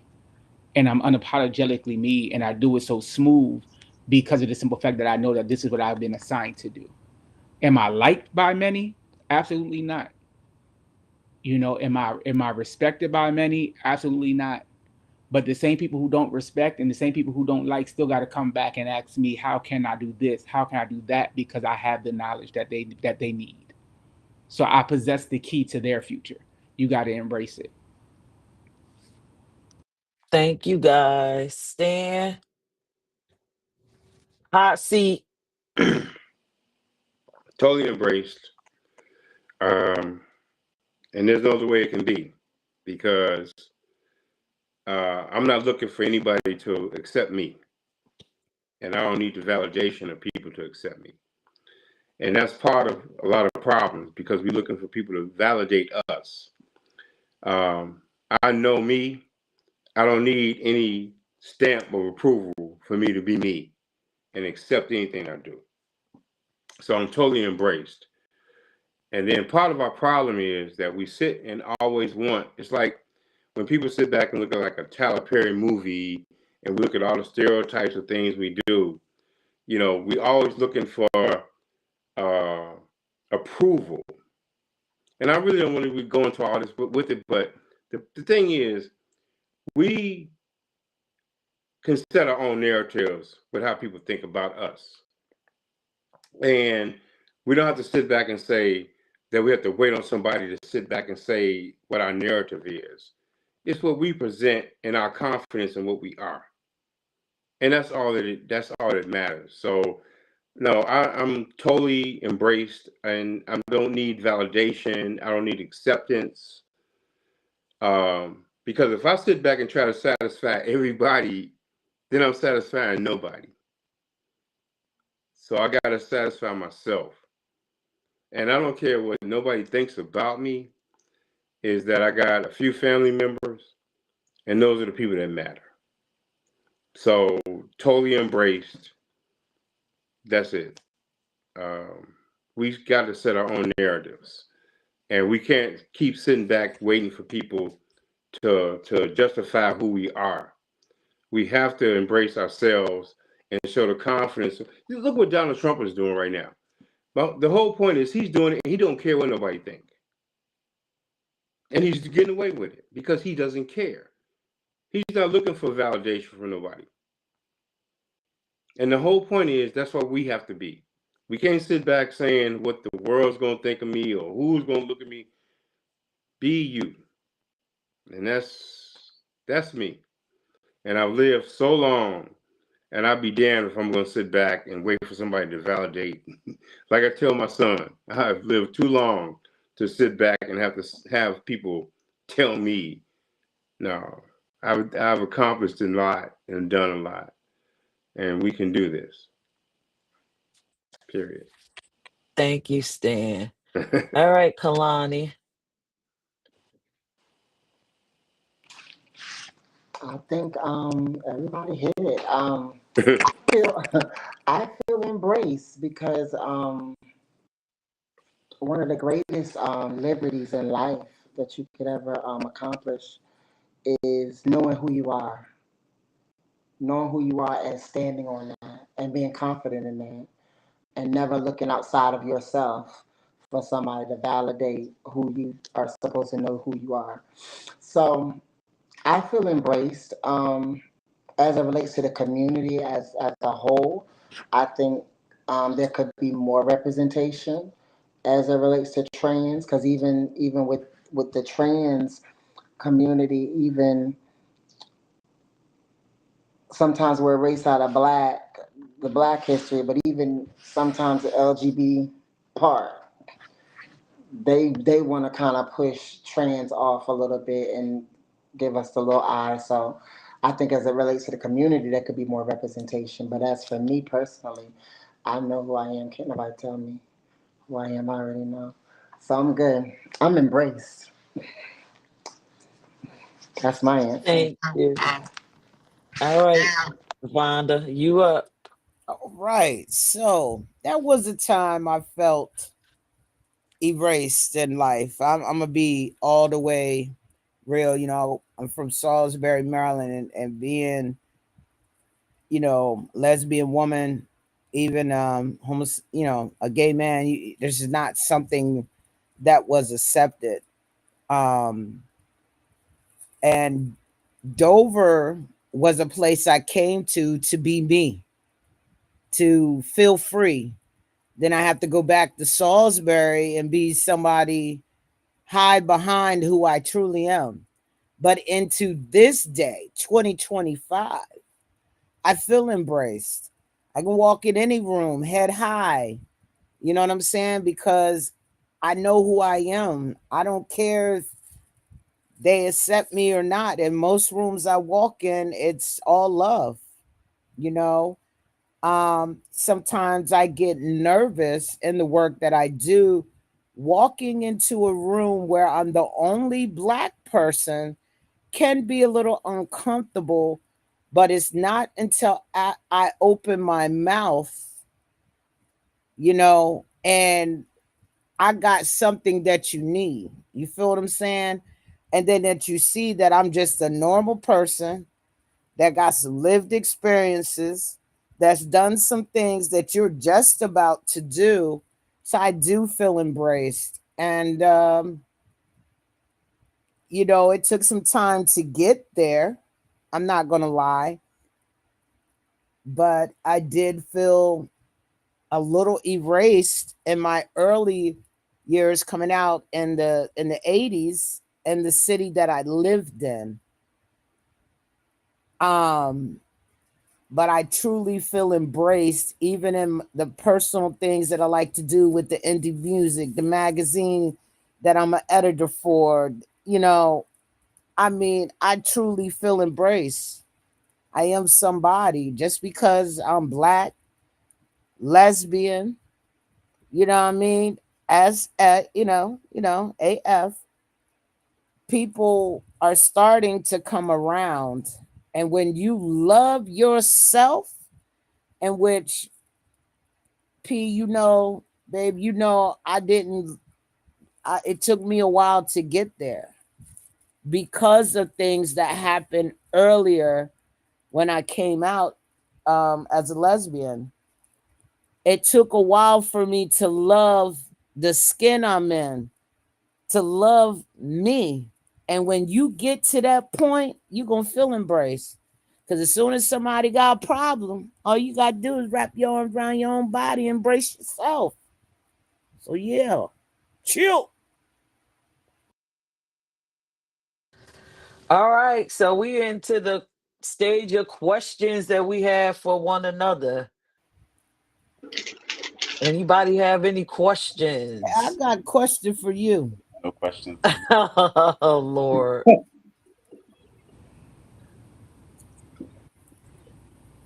What is the one thing that makes you feel erased? The one strong thing.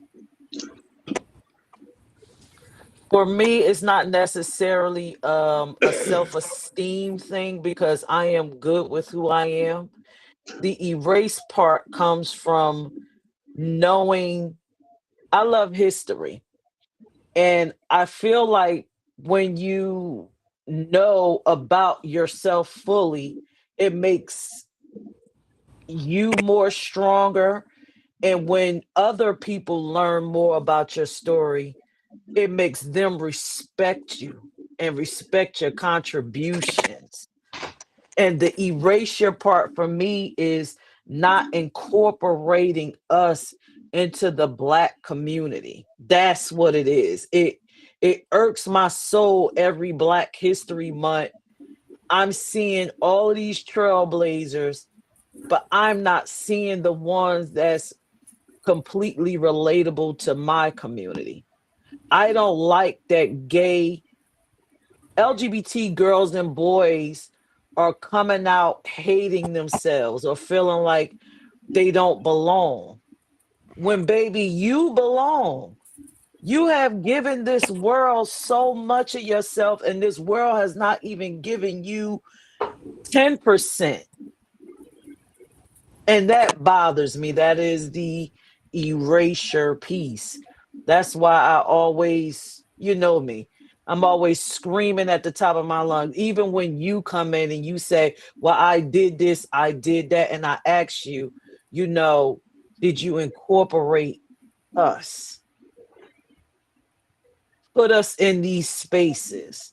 Don't just get in them and and forget pieces of yourself.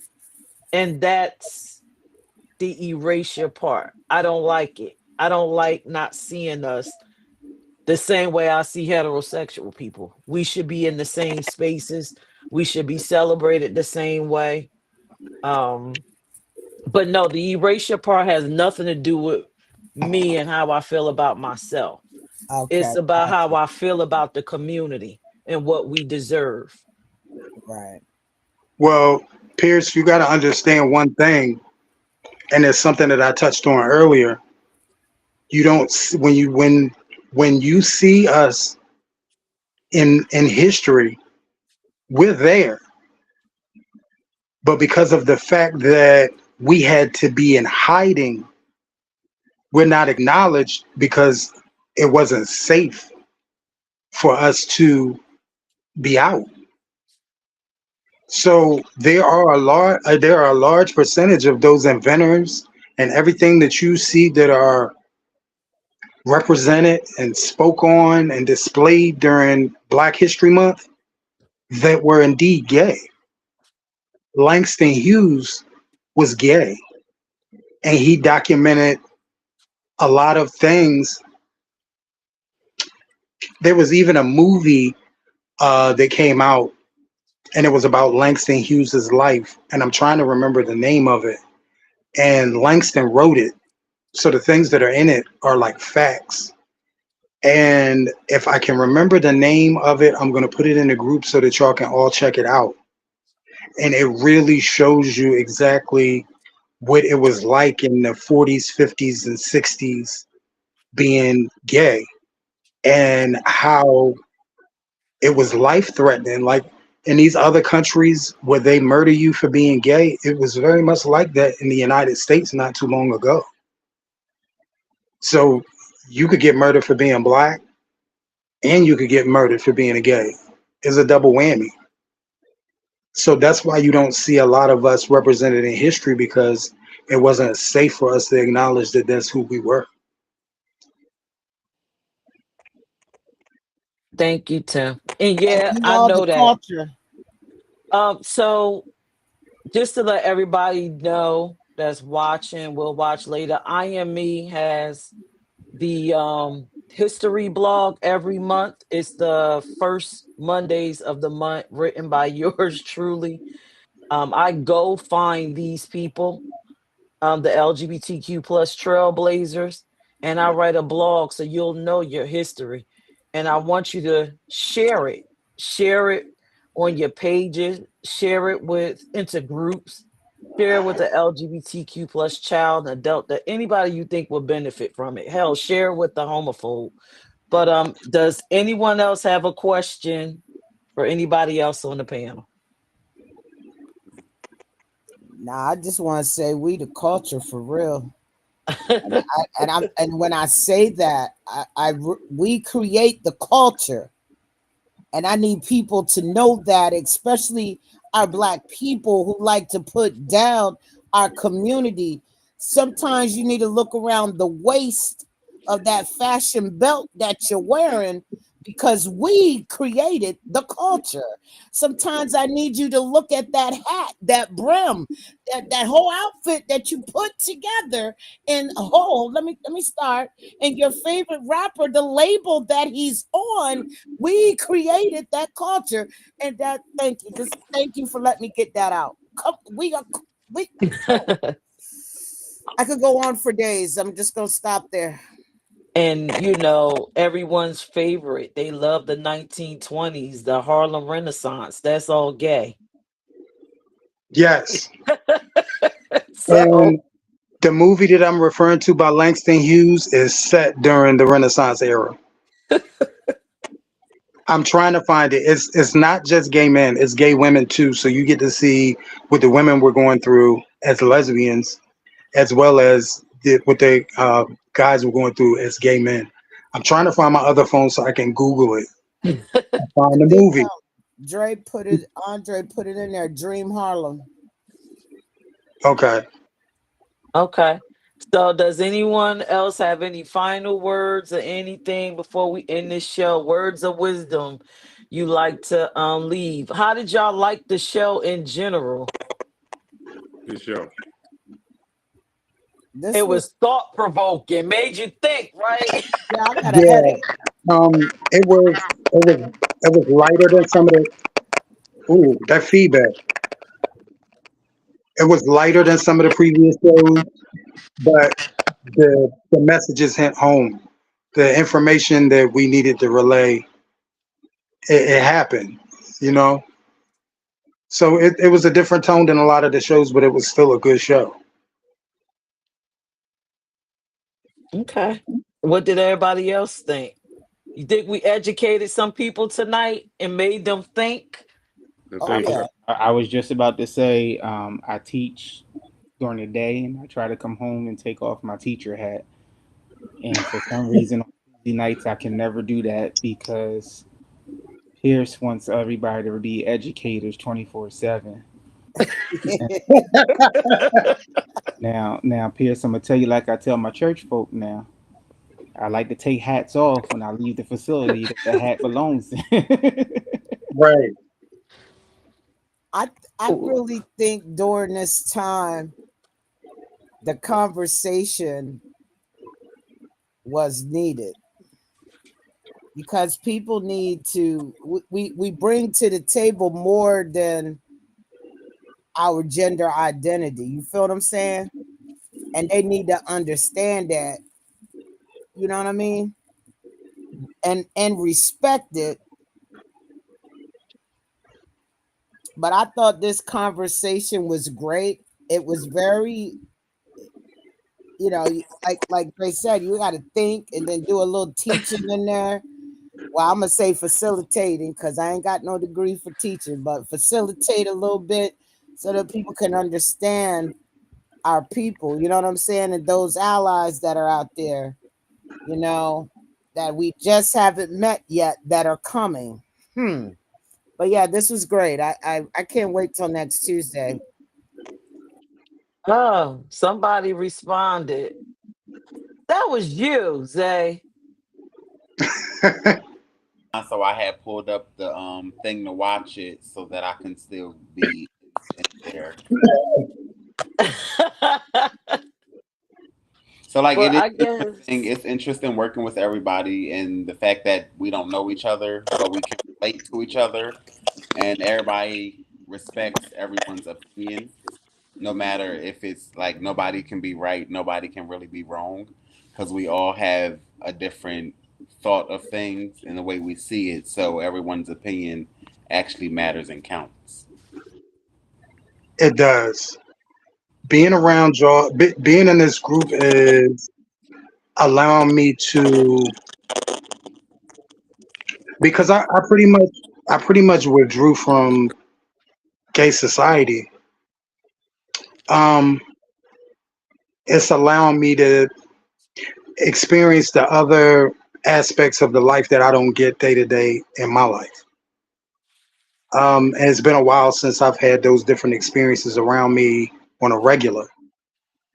Because I went back to just being a average Joe, just living a. I'm not gonna say regular because regular is different things to different people. I just went back to living an average life, and I'm not exposed to the community like I used to when I was really active in the community.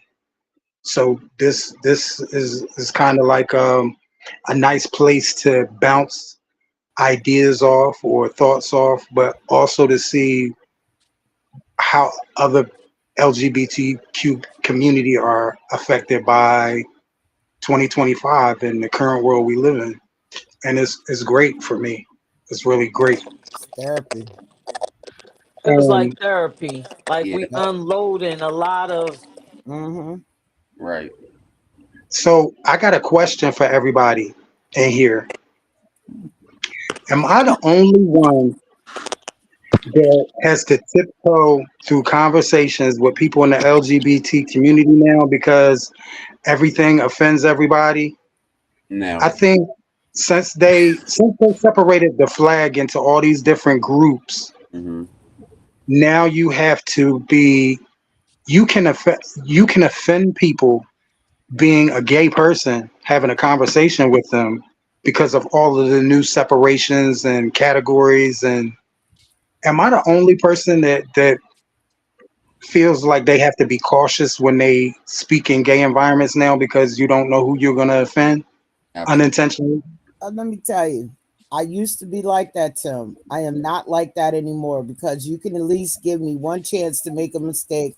Let me apologize.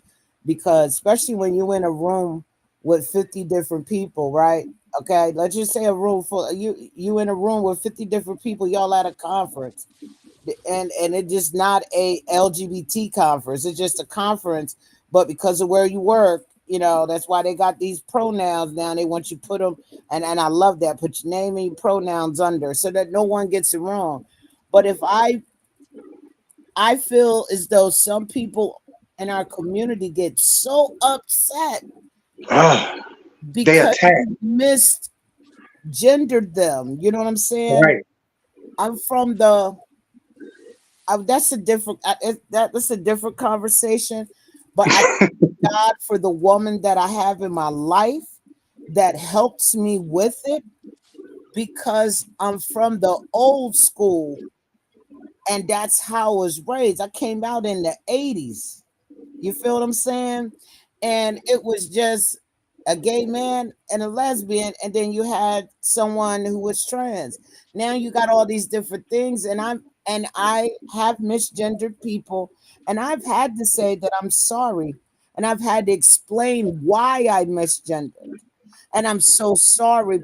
Please forgive me, but it hasn't happened to them, a second time. I feel like everybody should get a pass. I don't know. Vonda, I've never had that experience. For me, it's a respect thing. If you meet somebody, introduce yourself and allow them to introduce you. But if you are uncertain about something, to me, common courtesy is to ask. I'm not just going to come out and offend. Like, I don't Pierce, know. I'm gonna give you an example of one of the reasons why I asked that question. I was having a conversation with a younger gay guy one day, and I said he or him. And mind you, I'm looking at this guy. He has a man's haircut. He has a mustache. He has a pencil beard.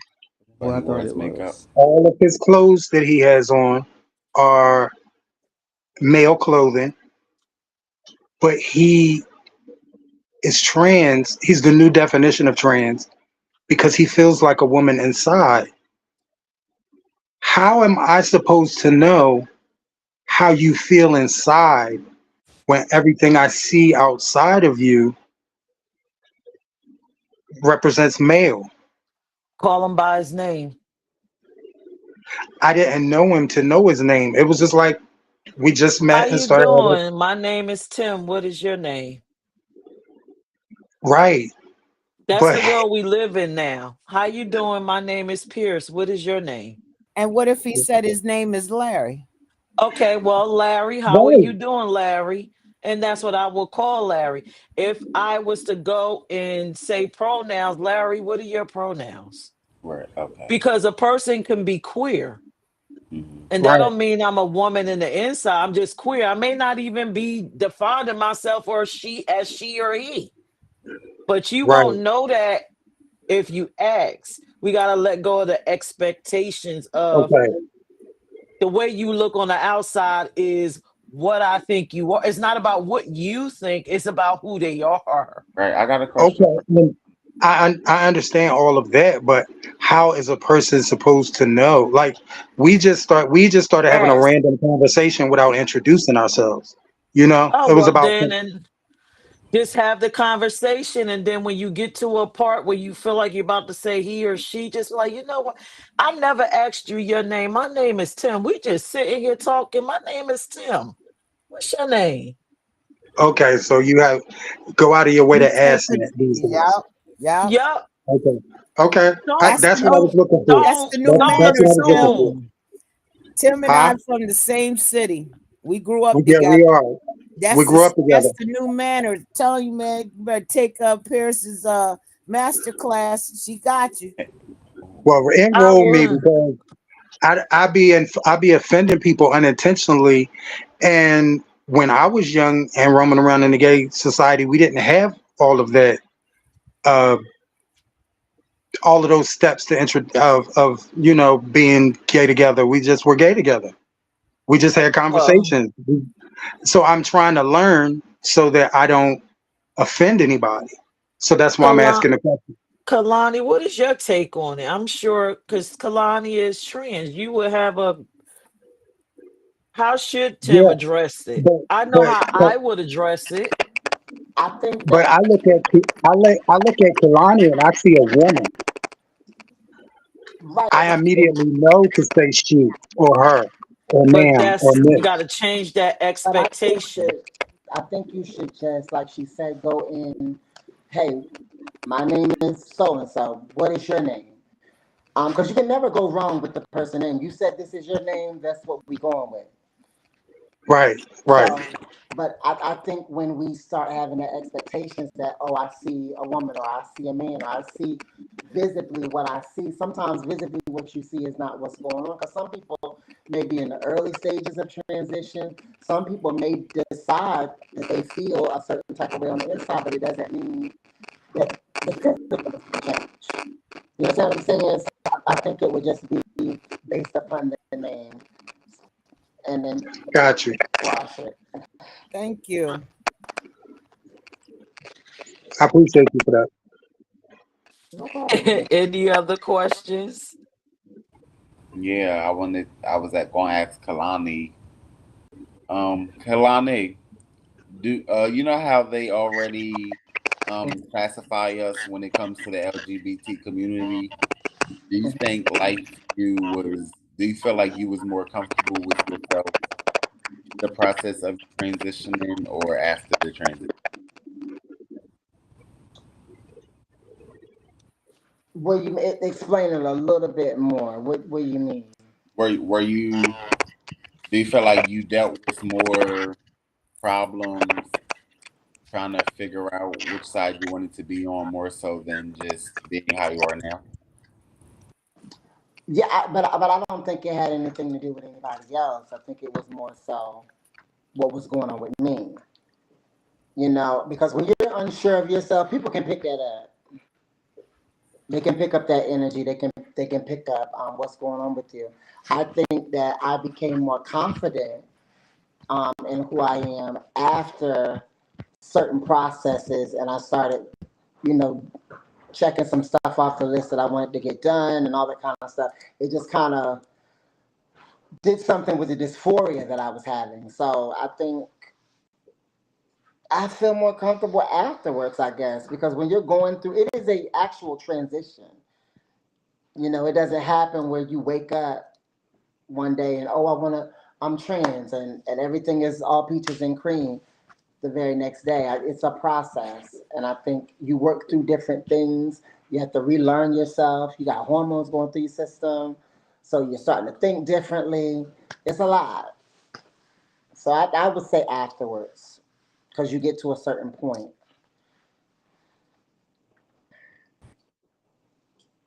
Kalani, are you coming back with us next Tuesday? And no is not an answer. Yes, I'm coming back. I enjoyed you guys. Yeah. I Yes. Yay. Yes, Uh, enjoyed everybody. I think she's a whole different angle that was missing that we needed. yes. Oh, So, any more questions for anybody? where's Stan? Oh Lord, let me see if And I can get Stan. I think Where's Stan, Stan at? Hey, Stan. Stan, I I asked think him. Stan froze. Stan, She why said, you holding your "Where's face like Stan?" What's that? wrong, Stan? She said, "Where's Stan?" Staying asleep, y'all. Leave that man Is alone. he asleep? Is he asleep? I ask him I next don't week. know what's going on. I ask him next week. So, did y'all find yourselves relating to any of the panelists more, or felt like you had a more of an understanding, I like y'all did. Um, understood each other? I I, did.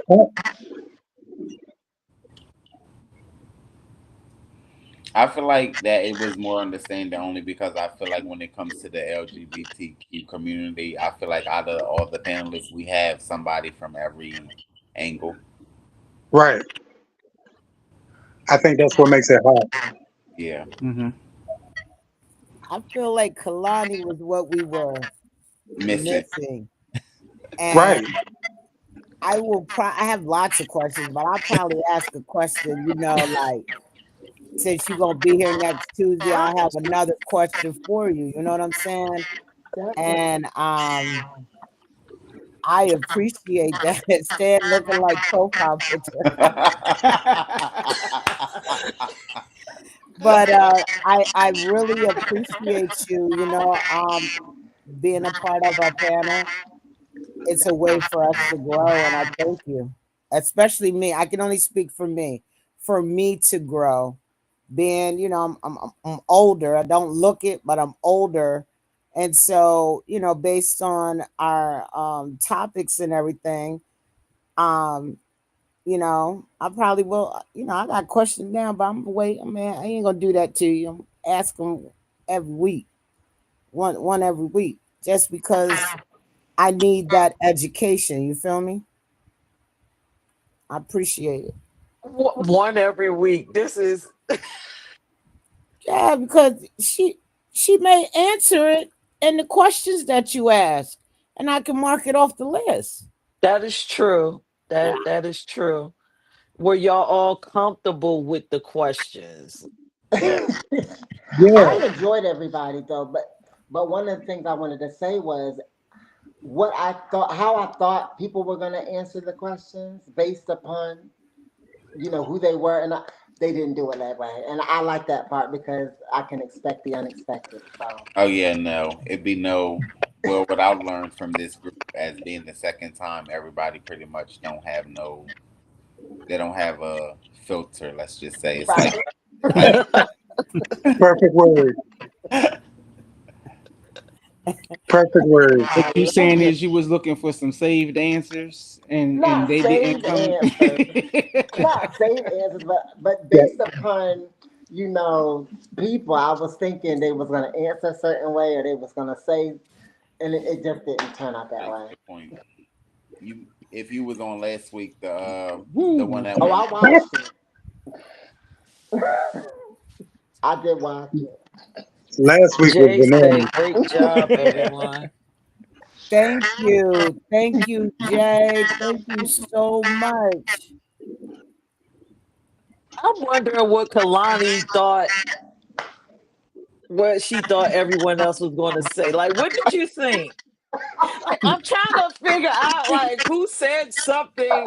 Like, I expected Stan to say exactly what Stan said. Listen, there were certain questions that you were asking, and when it got to when you said you was putting a certain person in the hot seat, I said, "Ooh!"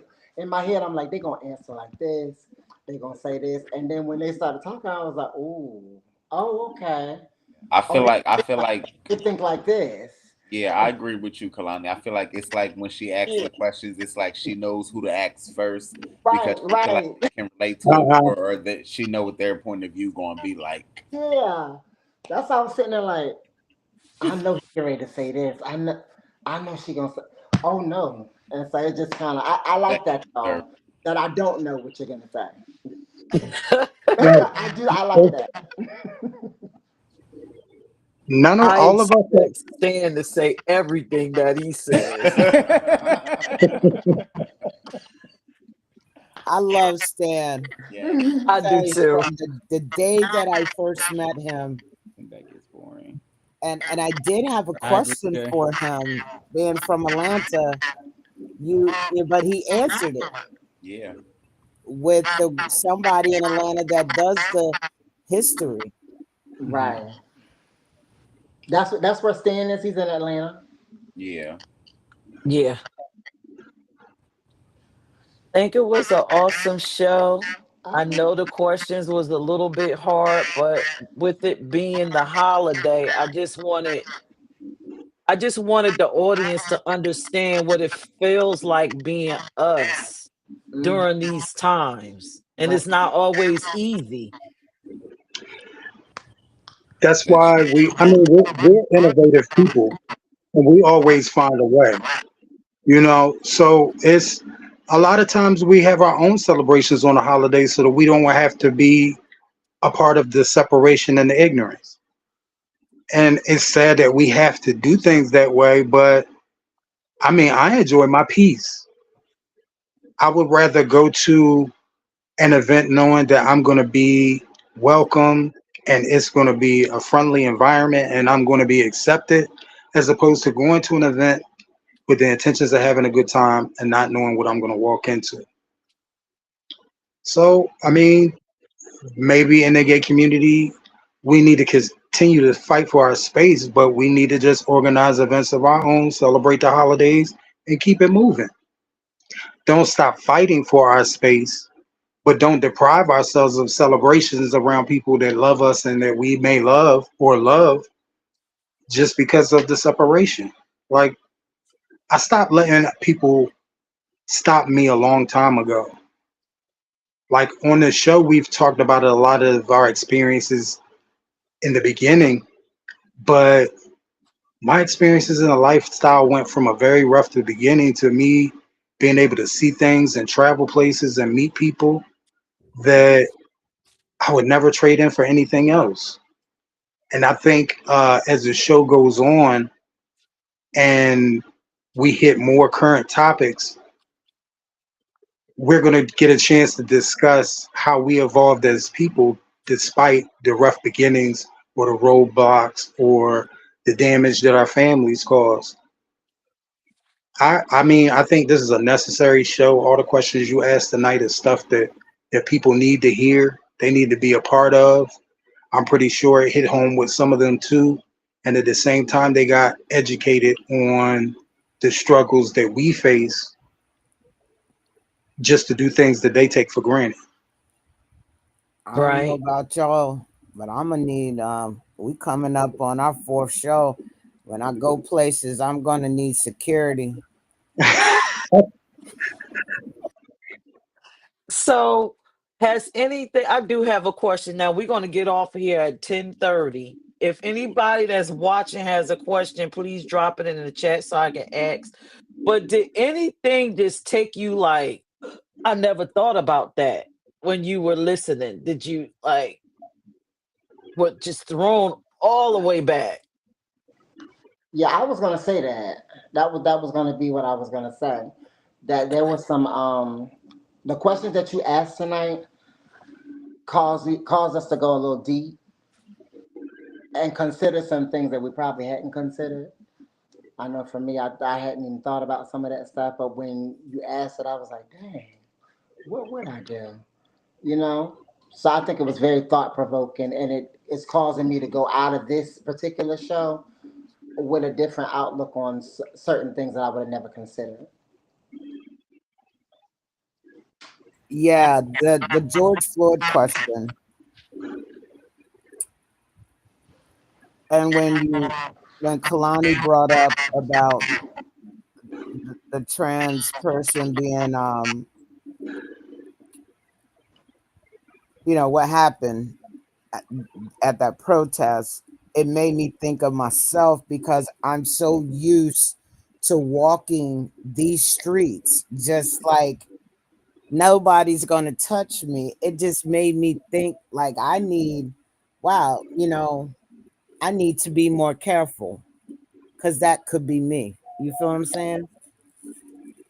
So yeah, it was very thought-provoking questions, deep questions. I learned, and I got some things to add to my tool belt tonight. I appreciate y'all.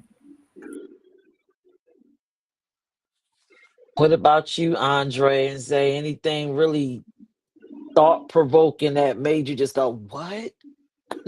What? I'm For me, I think I'm it's, you want to go Go ahead? ahead.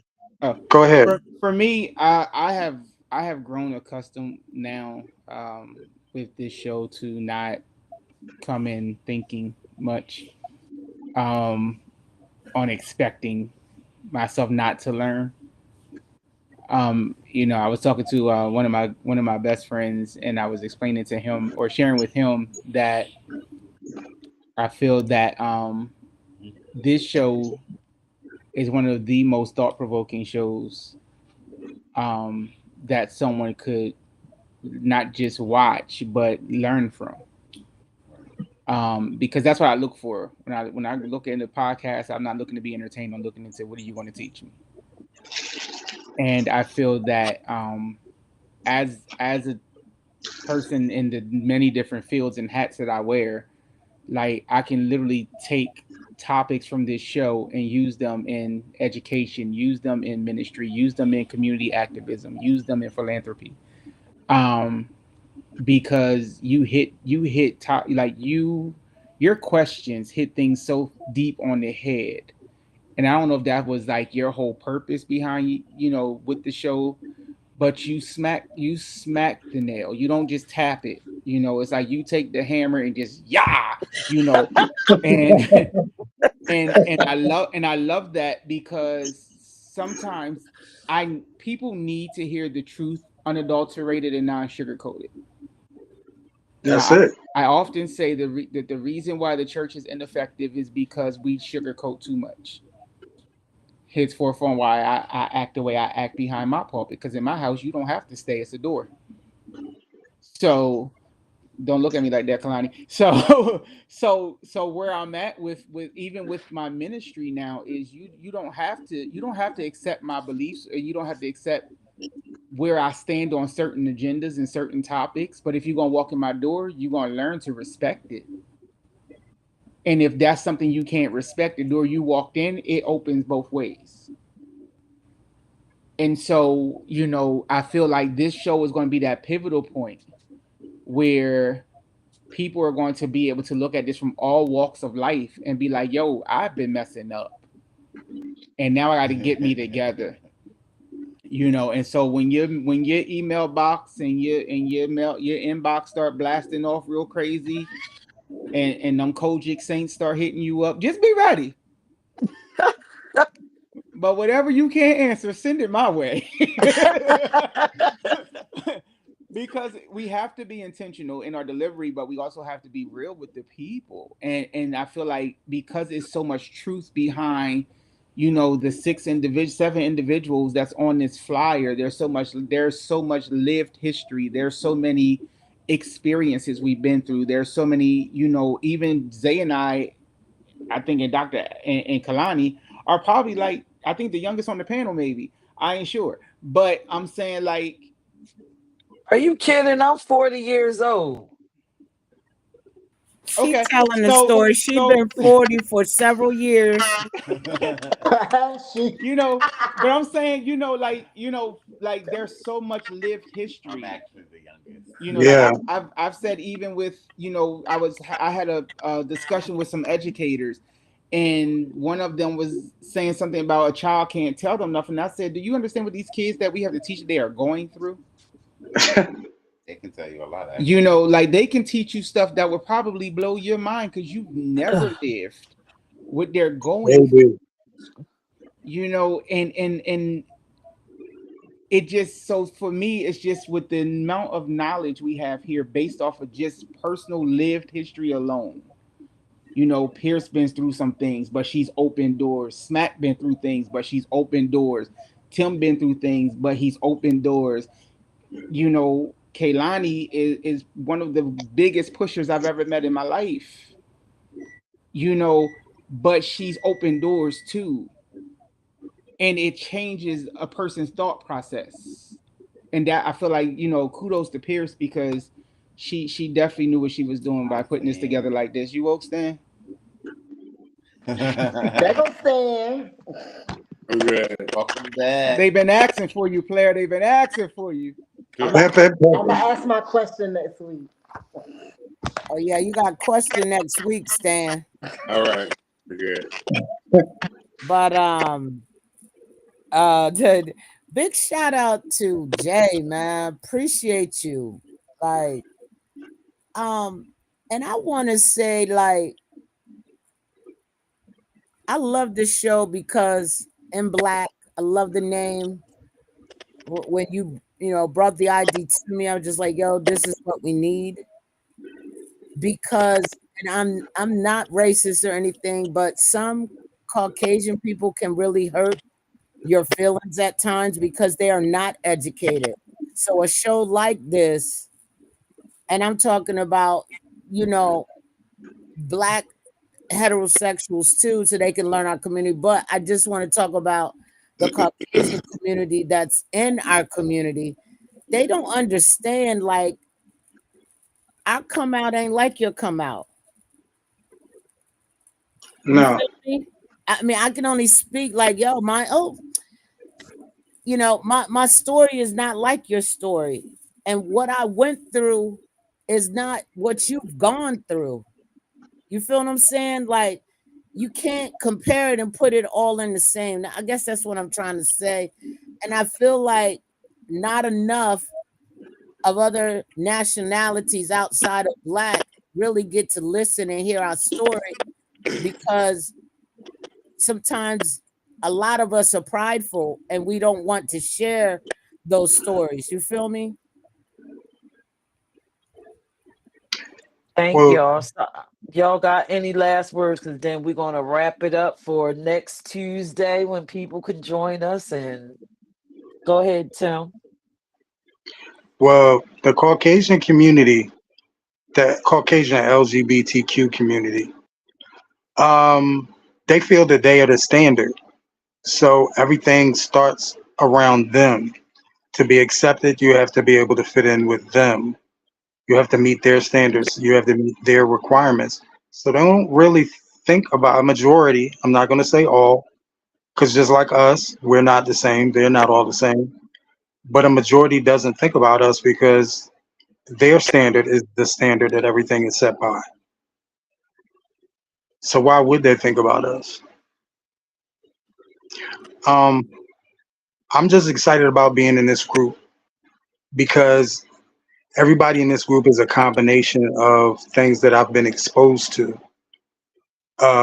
from dance competitions to pageantry to drag shows to football, basketball to ballroom. Exposed me to a lot of trans experiences. Stan isn't the only one who is trans attracted. And this group of people just has my mind just remembering, and it's just a good place to be right now to be able to have conversations with other gay people because I haven't done it regularly in a long time. So thank you for including me in this process. Thank you for including me and just being able to be a part of reaching out to people and informing people and letting them know more about us and our right to be here and our standing. And that we people just like them. Like they demonize us so much, but we are people just like them. And just like they feel life is hard, life is even harder for us because we have an additional strike against us.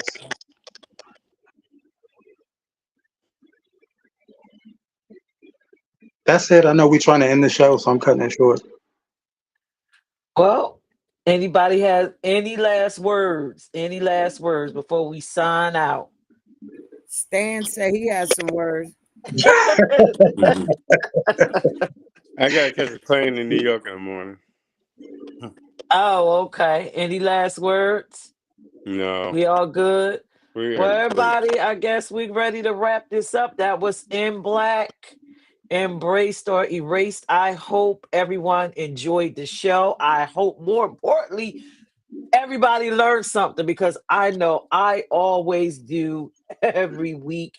And I look forward to being on this panel next Tuesday at 8 p.m.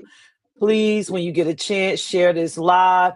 And if you have some free time on Saturday, please join us at the I Am Me Pride Brunch on Saturday morning in Wilmington.